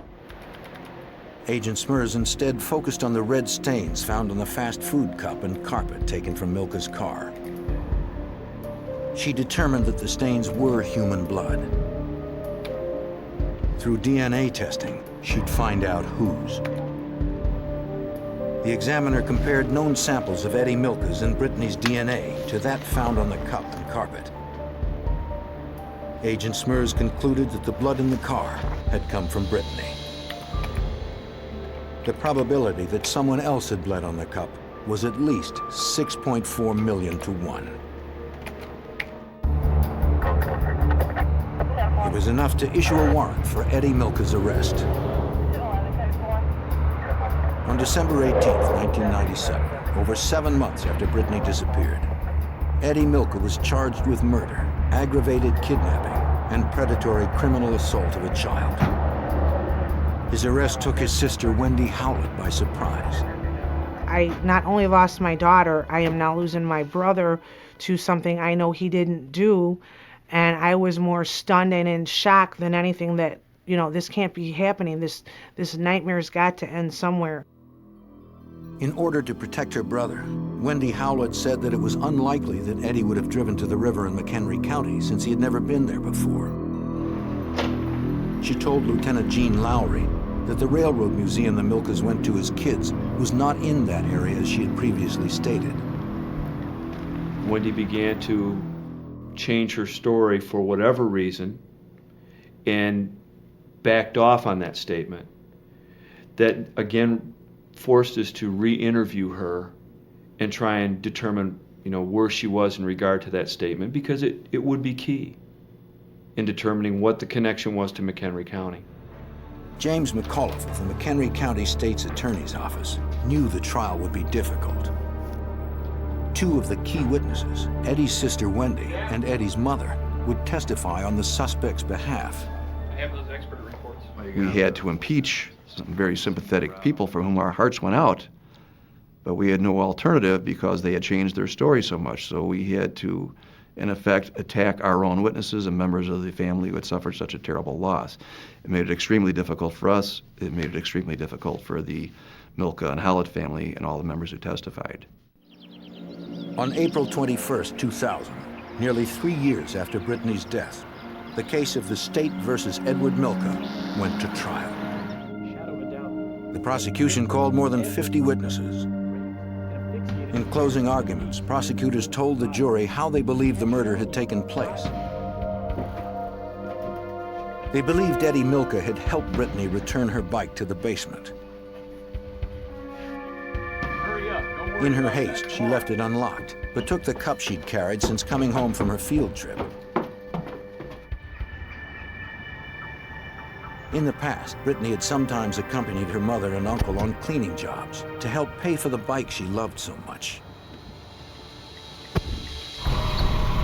The prosecution believed Eddie drove to a nearby forest preserve after he saw his boss's car parked at work.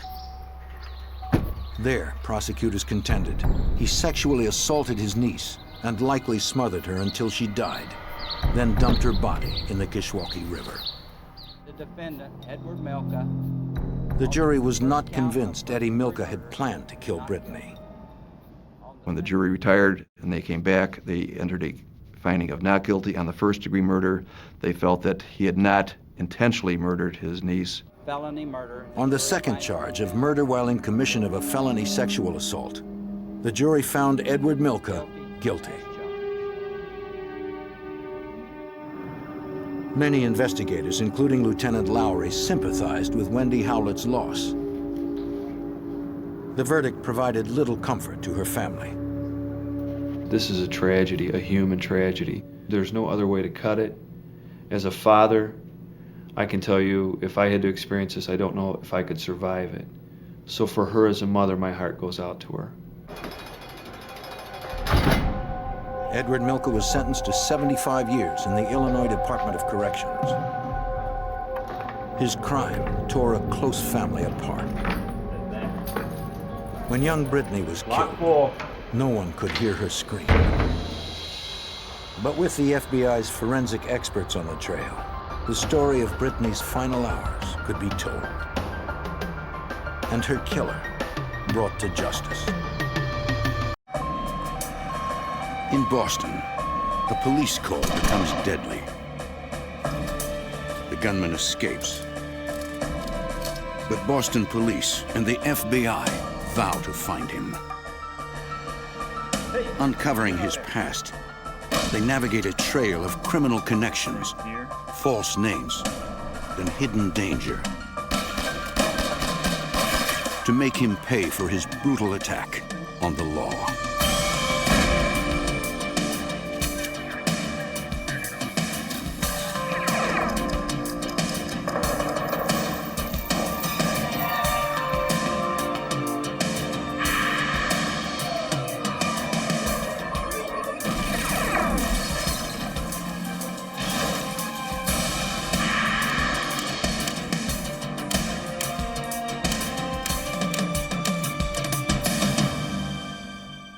A criminal who kills a police officer wages war on society. In 1987, such a criminal vanished after shooting 2 Boston officers, one fatally. He had a history of violence against cops and the protection of a group of outlaws as he fled across state and national borders. I'm Jim Kallstrom, former head of the FBI's New York office.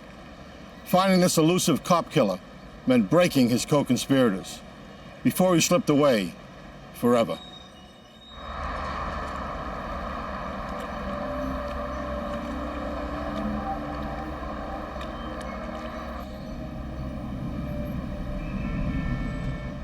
Boston, Massachusetts. The city's Back Bay district is an upscale area, unaccustomed to violent crime. At 12:30 a.m. on October 2nd, 1987, in one Back Bay apartment building, Meredith Falcone and her cousin were locked in an argument. He had threatened her and she was trying to get him to leave.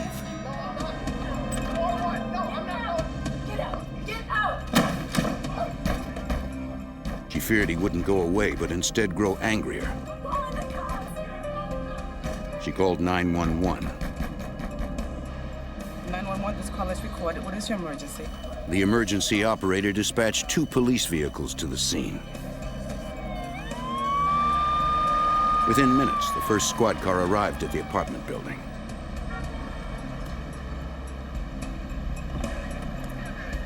It seemed a fairly routine call for officers George Torres and Chris Rogers.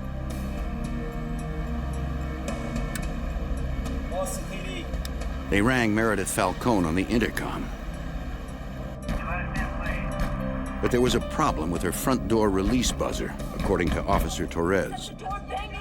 She came over the speaker, the intercom, and stated to us that her buzzer doesn't work, to ring somebody else's to let us in.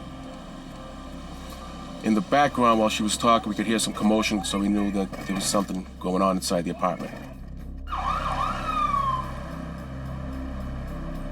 Then 2 more officers, William Kennedy and Roy Sergi, arrived on the scene.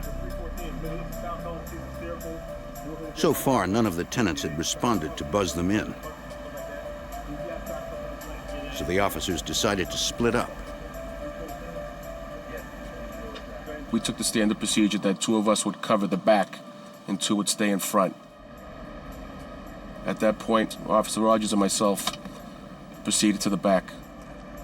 Torres and Rogers searched for another way into the building.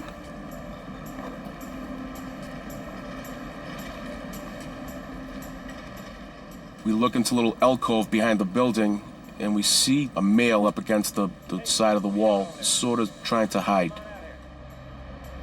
Perhaps it was the cousin the caller had mentioned. I asked him to come towards me to find out what's going on. The fence's gate was padlocked. Over the fence.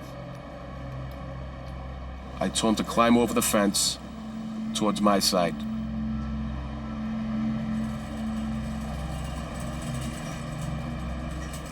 As he put his feet on the ground, he attempted to flee. At that point, I grabbed him and I started the pat-down procedure. Once I put my hands on his shoulders, he shoved me. Gut instinct told me that he had a gun. Torres was hit. The man kept firing at Officer Rogers, then chased Torres. Rogers couldn't get a clean shot. By then, Kennedy and Sergi had come to the side.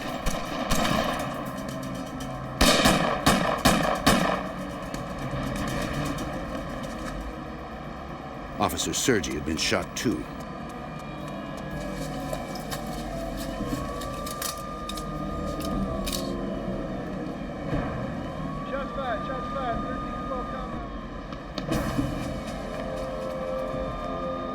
Though injured, Torres tried to assist Roy Sergi. Kennedy chased the suspect for several blocks, but he had disappeared into the Boston night.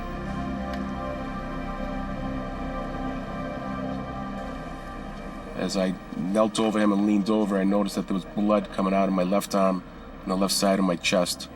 And at that point, I knew that I was hit several times.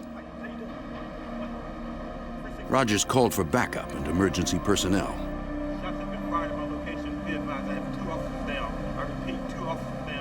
I felt the pain, the burning sensation. I started to gasp for air a little. At that point, I knew that something had gone through my lung. Boston Dispatch put out the call that all police dread hearing. Officers down. Every available unit responded. In a matter of minutes, the normally quiet Back Bay district was swarming with emergency vehicles. Both critically wounded, Officers Roy Sergi and George Torres were rushed to the hospital. Detectives interviewed Officers Rogers and Kennedy. They explained what happened and said the assailant was an Asian male about 30 years old, of average height and with a muscular build. The description of the gunman differed from that of Meredith Falcone's cousin, the man who had started the domestic disturbance in the building. Officer Kennedy, a trained sniper, felt certain he shot the gunman as he fled, but no blood was found in that area. The injured officers had sustained 3 bullet wounds each, including life-threatening chest wounds. They were losing blood fast. Medical personnel struggled to stabilize them for emergency surgery. At the crime scene, forensic technicians began processing the area where the gunfight took place. It was littered with shell casings, bullet fragments, and blood. Detailing the placement of each item would help reconstruct exactly who fired when. Blocks away, they recovered an ammunition clip from a handgun, believed to be dropped by the gunman. It was a 15-round clip from a 9mm Sig Sauer semi-automatic, and it was empty. If it was the gunman's, they hoped to find fingerprints or some other forensic evidence that might lead them to him. In the lab, they would lift one partial print, but it was not enough for any comparison. Police issued a citywide alert for the suspect. They searched all of the Back Bay district and beyond. But that night, they found no sign of the gunman.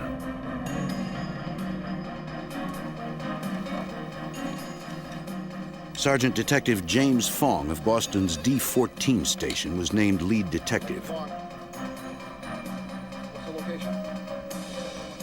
When I first heard that Roy Sergi and Joe Charez were shot, I was actually really surprised and shocked that someone would shoot Boston police officers. Though worried about his colleagues, Detective Fong still had to do his job.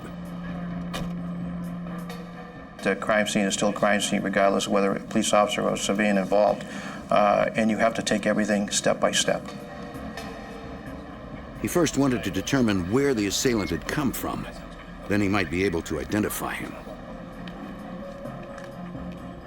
I had already been given information that the individual who was involved in the shooting had come out from the back gate. We then, myself and other officers, went and investigated that area.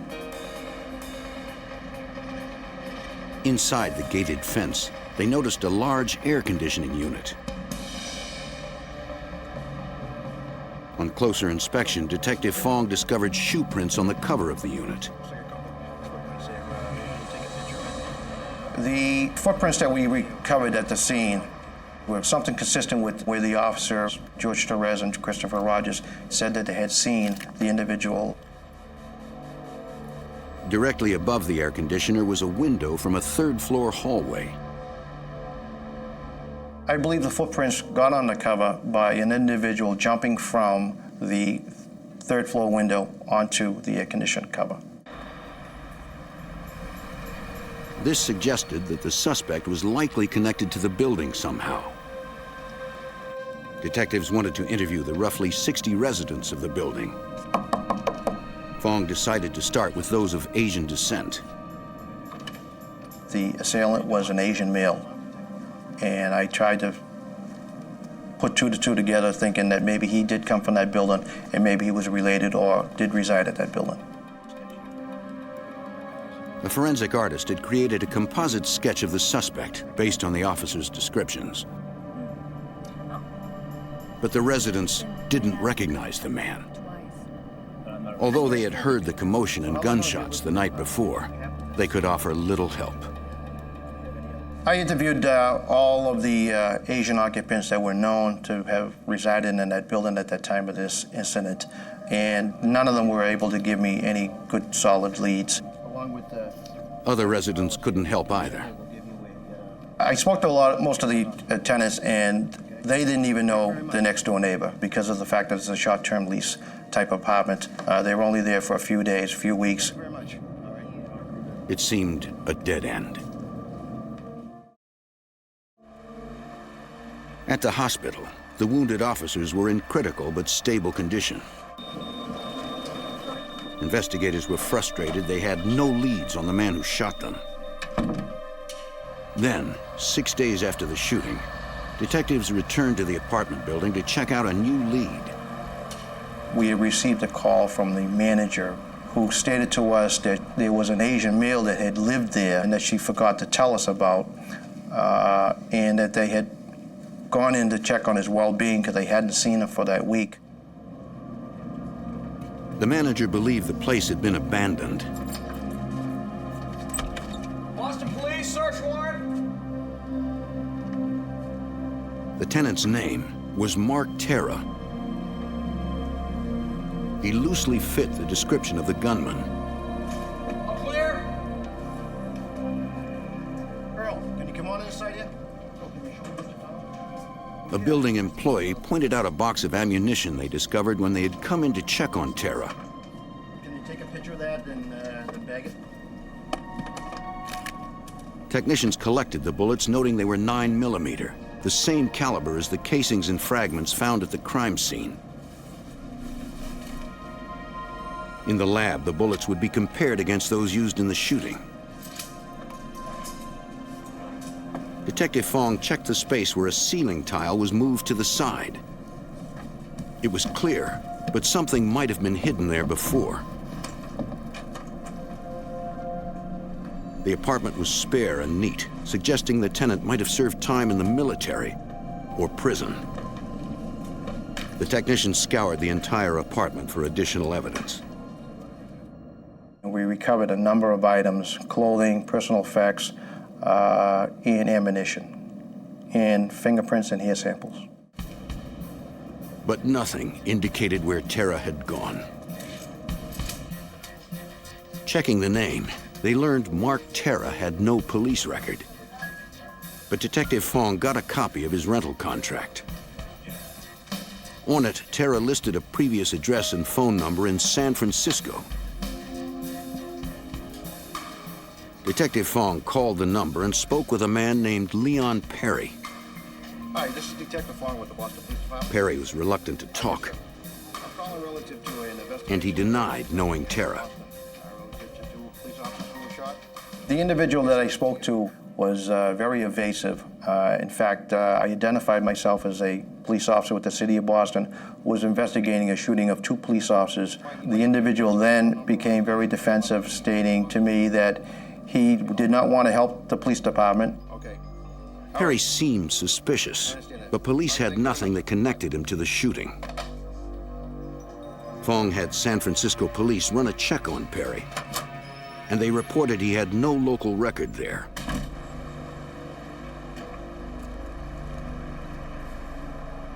Boston police received a copy of Mark Terra's California driver's license photo. George, I'm going to show you some photos here. They brought it to the one officer who got the best look at the shooter, George Torres. This picture just jumped out right at me.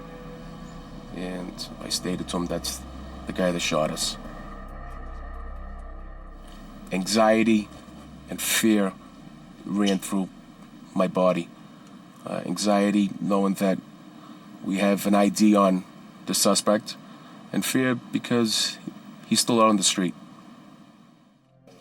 With a suspect identified, the Boston police held a press conference 1 week after the shootout. Based on the information available to me and to our investigators, which I cannot disclose, we have an unusually violent person, and quite frankly, it's scary. They believed they knew who the gunman was. Now, they had to find him. In Boston, a shootout left 2 police officers critically wounded. Suspect Mark Terra had disappeared. Investigators discovered his last known address was in San Francisco and asked their counterparts in the Bay Area to help.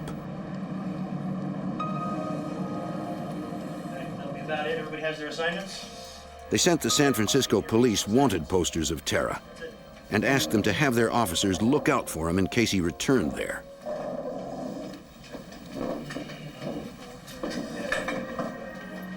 After a morning roll call, Sergeant Greg Lynch checked the wanted poster clipboard.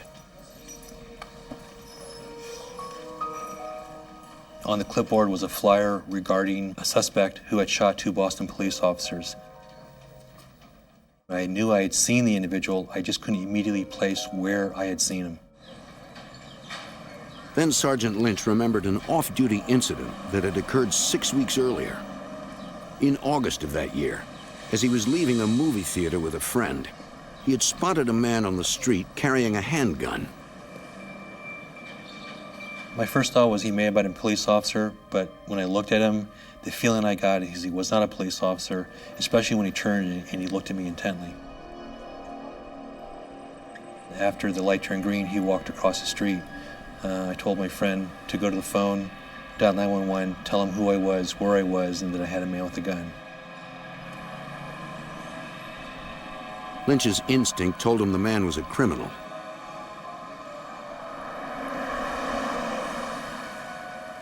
He followed the man, though he couldn't stop him from driving away.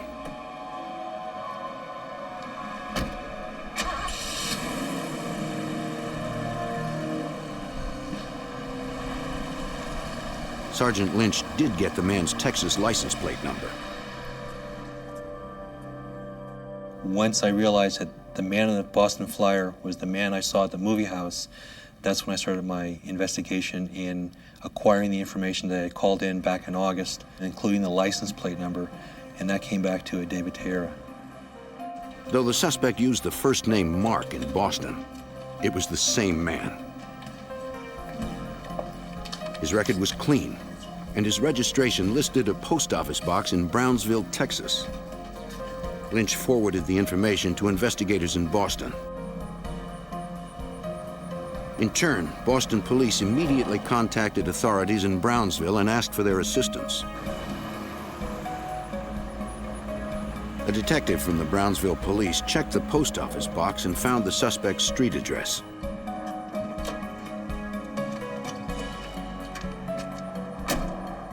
He went to the apartment building where the suspect had lived. I'd like to ask you a few questions about one of your tenants. Okay. The detective showed the apartment manager a photo of the man known as Mark, or David Terra. The manager recognized the photo, but he didn't know him by either of those names. He knew him as Ted Atsuki. Atsuki had moved out months ago, and the manager had no idea where he had gone. If you think of anything else that can help me, please give me a call. Thank you very much. The Brownsville detective ran a check on the name Ted Atsuki and learned that was the suspect's true name. The names Mark and David Terra were aliases. Atsuki had an extensive criminal record, including a 1979 Texas bank heist preceded by the armed takeover of a small-town police station. In March of 1979, Atsuki overpowered the 2 officers manning the Los Fresnos police station, then took out their communications center.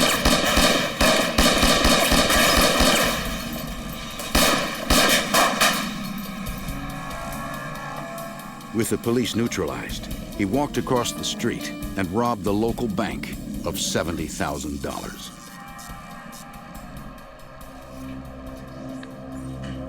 Atsuki was eventually convicted of the robbery and served 7 years of a 15-year sentence in Leavenworth prison.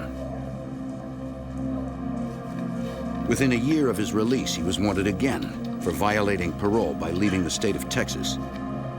Criminal investigations, please. The Brownsville detective called Boston and offered to send Atsuki's fingerprints. Brownsville, Texas.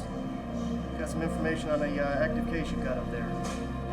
11 days had passed since the shooting of the officers in Boston, and the city was still on edge.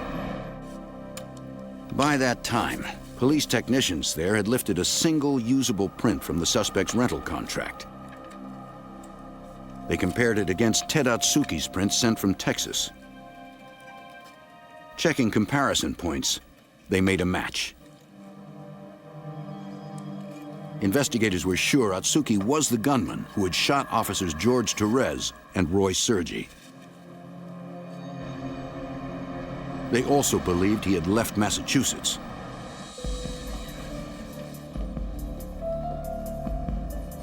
Boston police contacted the FBI for assistance, and the case was assigned to Special Agent Jay Fallon of the Boston Field Office. With the probable cause that he had fled the state to avoid being arrested, the FBI obtained an unlawful flight to avoid prosecution warrant. Agents tracked down a known associate of Atsuki in the area and convinced him to cooperate. That's what we're looking for. Okay. He said he heard the suspect had come to Boston as part of a bank robbery plot. Certainly first thing tomorrow morning, okay, as soon as I talk to that guy. It was our belief that Ted Atsuki was in the Boston area in order to put together a collection of associates to formulate a plan by which they would identify and kidnap a bank official. It appeared the shooting of the officers was completely unrelated, a tragic mistake. Investigators believed that on the night of the shootings, Ted Atsuki was in his apartment. Boston police arrived at the building in response to the domestic disturbance call. I can't buzz you in, my buzzer doesn't work! They believed Atsuki mistakenly assumed the officers were there to arrest him for violating his parole in Texas. Boston PD, please let us in. He grabbed his 9mm Sig Sauer and extra rounds of ammunition.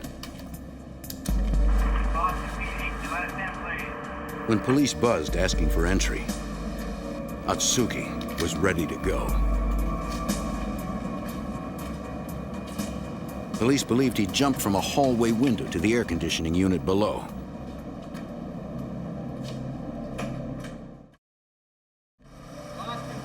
Seconds later, the gunfight.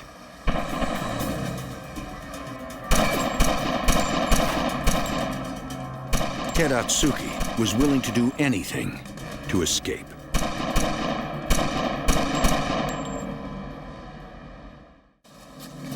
In 1987, Boston police and the FBI searched for Ted Atsuki, wanted for the shooting of 2 police officers. Special Agent Jay Fallon tried to narrow the search for the fugitive and predict his moves. A very basic tenet in these type of investigations is to identify and interview the subject's friends and family and associates in an effort to determine any nuances insofar as what his likes, dislikes, where he might be. They had contacted Leon Perry in San Francisco, whom they believed to be an associate, but he claimed not to know the fugitive. Surveilling Perry, they realized he was using Atsuki's car. They watched it, but never saw Atsuki. The FBI's database had revealed Leon Perry spent time in Leavenworth prison with Atsuki. When confronted, Perry admitted knowing the suspect, but said he had not spoken to him in months and had no idea where he was. They didn't have probable cause for an arrest, but they impounded the car and arranged for spot surveillance of Perry. When they searched his apartment, they found no sign of Atsuki.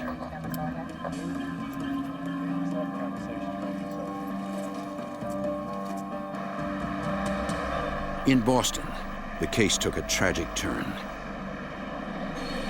The 2 wounded officers had been recovering well. But on October 26, 1987, Roy Sergi died suddenly when a blood clot lodged in his heart, causing cardiac arrest.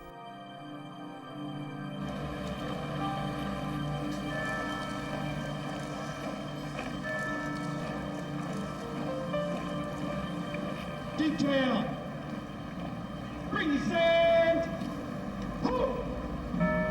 Sergeant Detective James Fong. When I first learned that Roy had passed away, I was in complete shock. I had seen him 2 nights before, and he and I were engaged in small talk conversation.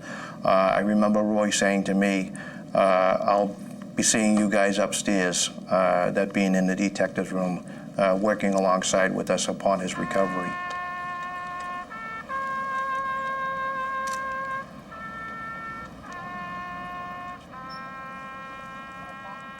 I made it a personal commitment to myself that we would seek out the individual that shot and killed Roy Sergi. Ted Atsuki grew up in Texas and had family there. Hoping to find him, investigators interviewed his relatives in the area. They were shocked by the allegations and said they had not seen or heard from Atsuki in several months. They claimed they had no idea where he was. Thanks for coming by. To confirm their story, investigators subpoenaed their phone records. They discovered several recent calls from the relative's home to Atsuki's former roommate Leon Perry in San Francisco. The records also revealed calls to a second ex-convict, a former bank robber in Minnesota. The FBI brought him in, and he agreed to turn informant. He gave more details about Atsuki's plan for hostage-taking, bank robbery, and murder. Atsuki had associates create remote-controlled briefcase bombs to be handcuffed to the wrists of kidnapped bank officials. After the officials removed cash from their own vaults, Atsuki and his men would detonate the bombs to eliminate witnesses. Many times people come up with ideas which others might think of as being harebrained. But Ted Atsuki took the time to actually plan such an endeavor and enlisted the help of professionals that were very, very capable of constructing these bombs and very capable of invading a home and very capable of robbing a bank. Agents needed to confirm the story. He told us that these briefcase bombs were being stored in a storage facility in San Francisco, which Atsuki had rented under an assumed name. The FBI and the San Francisco Police Bomb Squad found the storage locker. And inside, the briefcase described by the informant. Not knowing exactly how the device was triggered, they had to be cautious.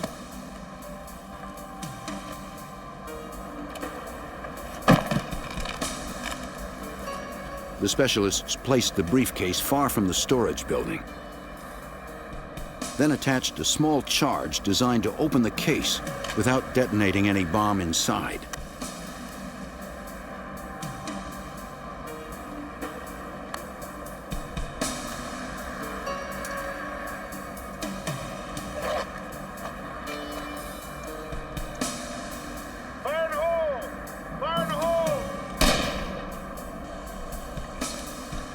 It was a pipe bomb, an improvised device made volatile by gunpowder held under pressure. When sparked, the powder burns so intensely, it bursts the metal pipe walls, sending deadly shrapnel flying in all directions.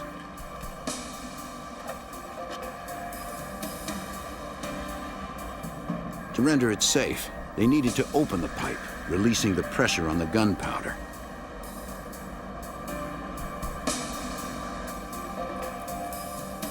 Using a water cannon is the safest way to do so. according to San Francisco FBI Special Agent Philip Senna. The cannon slug is forced out by water under great pressure. That way you're not firing something that has heat and flame directed at the pipe. You're sending something that's relatively benign in the effort to uncap the explosive before it can explode.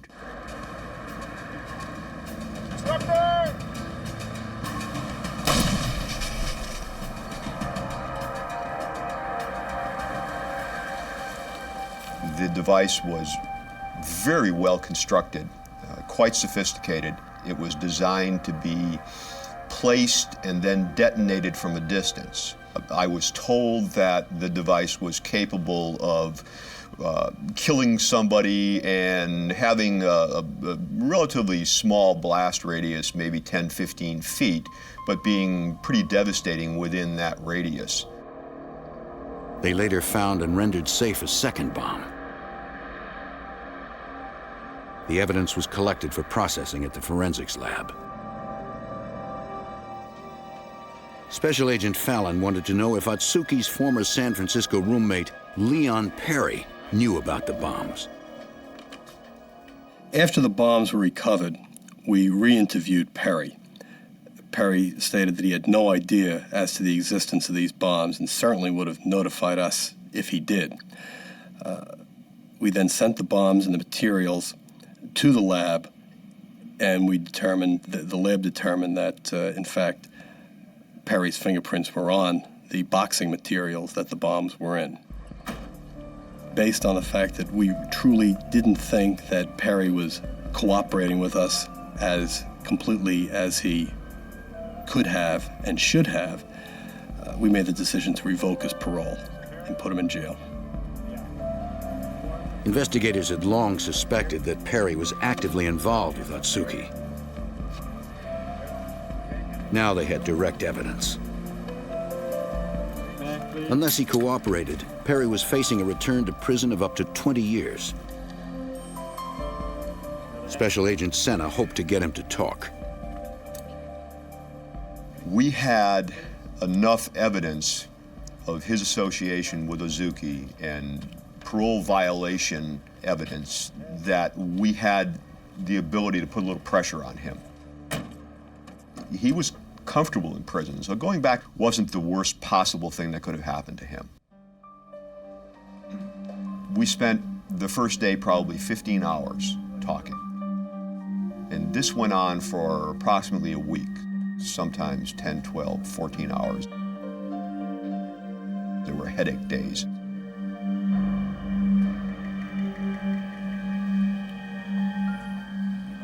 Eventually, agents convinced Perry it was in his best interest to cooperate, and he began to talk. That's where his car was. He needed me to go. Perry said that on the day after the Boston shooting, he got a phone call in San Francisco. He told us that Ted had called him, told him that things had gone bad in Boston. Atsuki said he had shot 2 cops there and that he was shot too. He told Perry he was calling from the airport in Dayton, Ohio. Atsuki said he had to fly to Texas where he could quietly get medical attention for his gunshot wound. Atsuki had left his car and the gun he used in the shootout at the Dayton airport. He asked Perry to go to Ohio and get it. Perry agreed.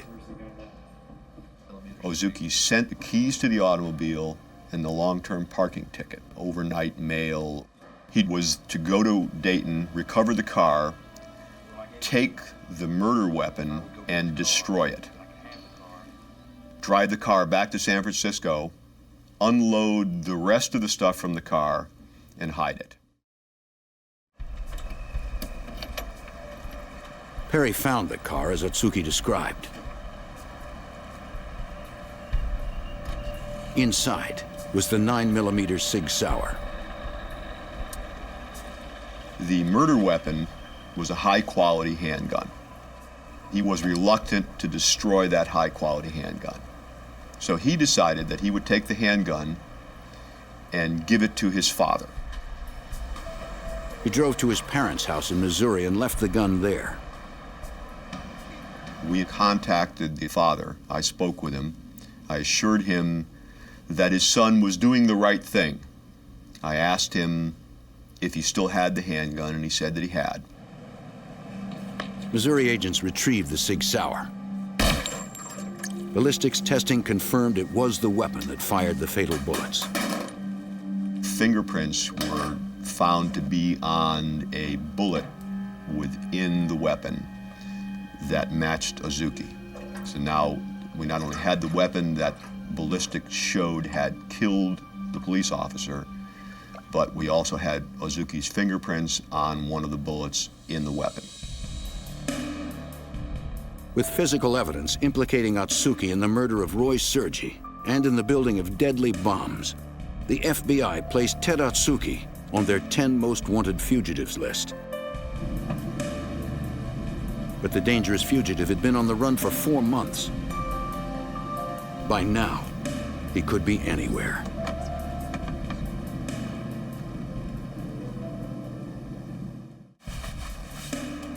In 1988, the FBI continued a nationwide manhunt for Ted Atsuki, the suspected cop killer. On January 22nd of that year, they placed him on their 10 most wanted fugitives list.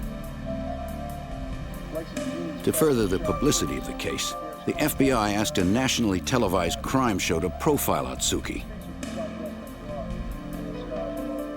During the broadcast, an acquaintance of Atsuki's called the show's toll-free number. When it seemed he had a legitimate tip, operators patched him through to FBI Special Agent Jay Fallon. Jay Fallon. The caller said that Atsuki was especially close with 2 particular relatives living in Texas, and that if anyone knew Atsuki's whereabouts, it was this couple. Authorities had previously spoken with the couple who claimed to have no contact with the fugitive. If someone saw us at the birthday party, that's about it. Checking the relatives' phone records, agents discovered a sudden increase in calls from Guadalajara, Mexico, where the family had other relatives. Atsuki might have fled there. The hunt extended into Mexico. FBI offices in foreign countries are called legal attachés. At the Mexico City legal attaché, FBI Special Agent Stephen Walker took on the case. The FBI has no legal authority to conduct investigations on a foreign land according to the laws of that country. So we solicit, or the FBI would solicit, cooperation, form a liaison relationship, and request officially that the host country law enforcement agencies do the work of the FBI. An investigation is very important. Special Agent Walker met with the Mexican Federal Judicial Police to ask for their assistance in searching for Atsuki. We didn't have an exact address in Guadalajara, but we did have some suspect telephone numbers in that area. And investigation conducted at that time failed to locate the relative or to locate Atsuki. Special Agent Fallon hoped Atsuki's former roommate, Leon Perry, could help them. Offering Perry immunity on the bomb-making charges, the FBI convinced him to wear a wire. We had devised a plan by which we thought that Perry could speak with family members of Ted Atsuki in an effort to have the family be forthcoming and advise Perry as to where Atsuki might be. Agents created a fake passport for Perry and coached him on how to draw the relatives in. Doesn't work nights and never works in Mexico. Perry got this bogus identification and was going to leave town, so to speak. That was the story that he was going to tell Atsuki's family in an effort to have the family reach out to Atsuki to speak with Perry. There was also the situation as to the murder weapon, and one of the biggest selling points was that Perry needed to know from the family what Ted wanted done with the murder weapon before he fled. Check your mic again. Wait. After several requests, Atsuki's Texas relatives agreed to meet with Perry at a restaurant in Matamoros, Mexico. Outside, Boston Detective James Fong, FBI agents, and Mexican federal police waited, ready to listen in on the meeting. All right. Mike, sounds good. We're ready to go. Okay. Other agents were inside. Prior to the arrival of Perry, myself and another agent had gone into the restaurant and sat down in an effort to observe and surveil the situation. Perry walked in, sat at the bar.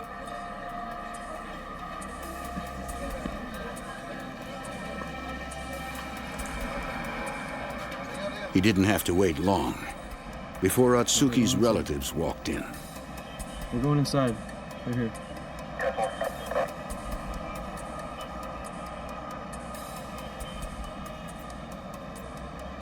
How's it going?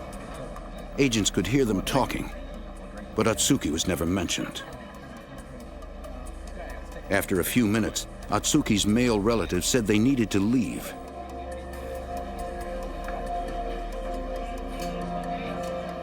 The surveillance teams changed plans fast. They're leaving. They're leaving. They're on the move. I was concerned because that was not exactly what we were expecting. In the vehicle right now. We're going to do a movement surveillance. However, you have to have faith in the people that you have out there. We'll pick it up here, and then you can pick it up in a few minutes. They're coming out to you. They would have to stay close enough to maintain the audio signal, but still avoid detection. They hoped they were finally closing in on Ted Atsuki. We'll pick it up here, and then you can pick it up in a few minutes. In northern Mexico, Detective James Fong and other investigators had wired an informant and followed him as he met with relatives of suspected cop killer Ted Atsuki. Surveillance teams had to stay close to maintain the signal from the microphone they had on informant Leon Perry. Hey, listen, I need to meet with Ted. I need to talk with Ted. It's gonna be tough, I'm telling you. Well, where is he? He's not anywhere around here. If he wants me to take care of the things he wants me to take care of, I'm gonna have to meet with him. And I can't tell. I don't know how else to tell you that. Okay, tell you what. Finally, the relatives said they would call Atsuki. My wife has a number. I think what we can do is to head over to the bus station. The bus station? They've got phones there. Oh, okay. And they may be able to help us Well, do you connect think- to him. Okay, well, do you think he'll meet with me after we talk to him? I don't. He's not going to meet with you. He might talk to you over the phone, but that's about it. The bus station was in the town of Matamoros, a few miles from the Texas border. Investigators watched as the relatives placed a call on a public long-distance telephone.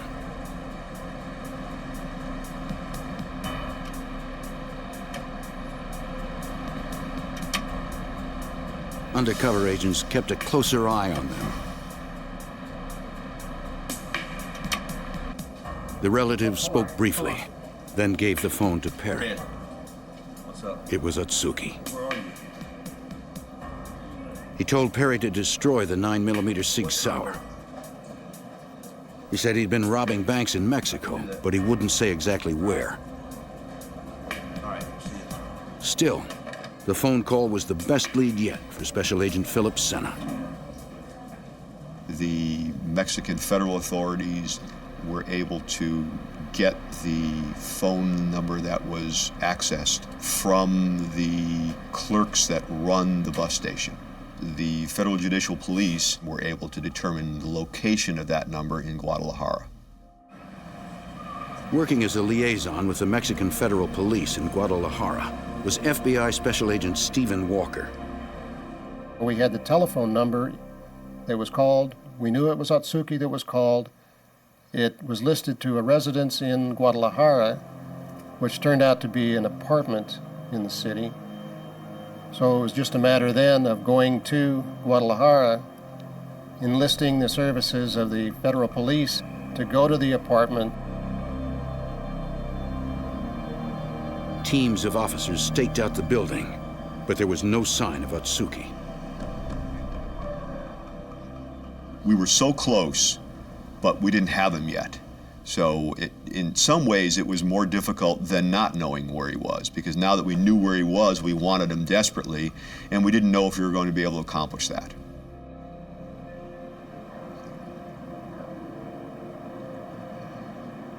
Then, 2 days after the stakeout began, Ted Atsuki appeared. The officers moved in.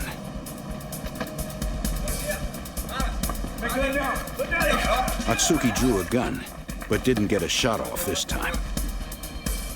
The federal police arrested him, then transferred custody to the FBI the next day. Ted Atsuki was found guilty of the attempted murder of George Torres and the first-degree murder of Roy Sergi. He was sentenced to life plus 20 years. Officer Torres recovered from his wounds and returned to active duty. He retired from the Boston Police Department in 1997.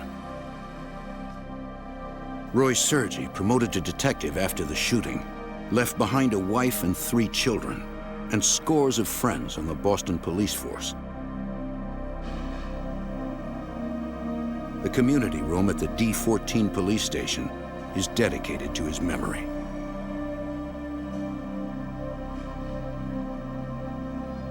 George Torres hopes the legacy of the case helps keep other officers alive. We try not to take anything as a routine call. There's no such thing as a routine call. You go there, expect the unexpected. After the shooting, Boston police began issuing bulletproof vests to all officers and replaced their 6-shot revolvers with 15-round semi-automatics. Now they stand a better chance at coming out alive when the unexpected happens.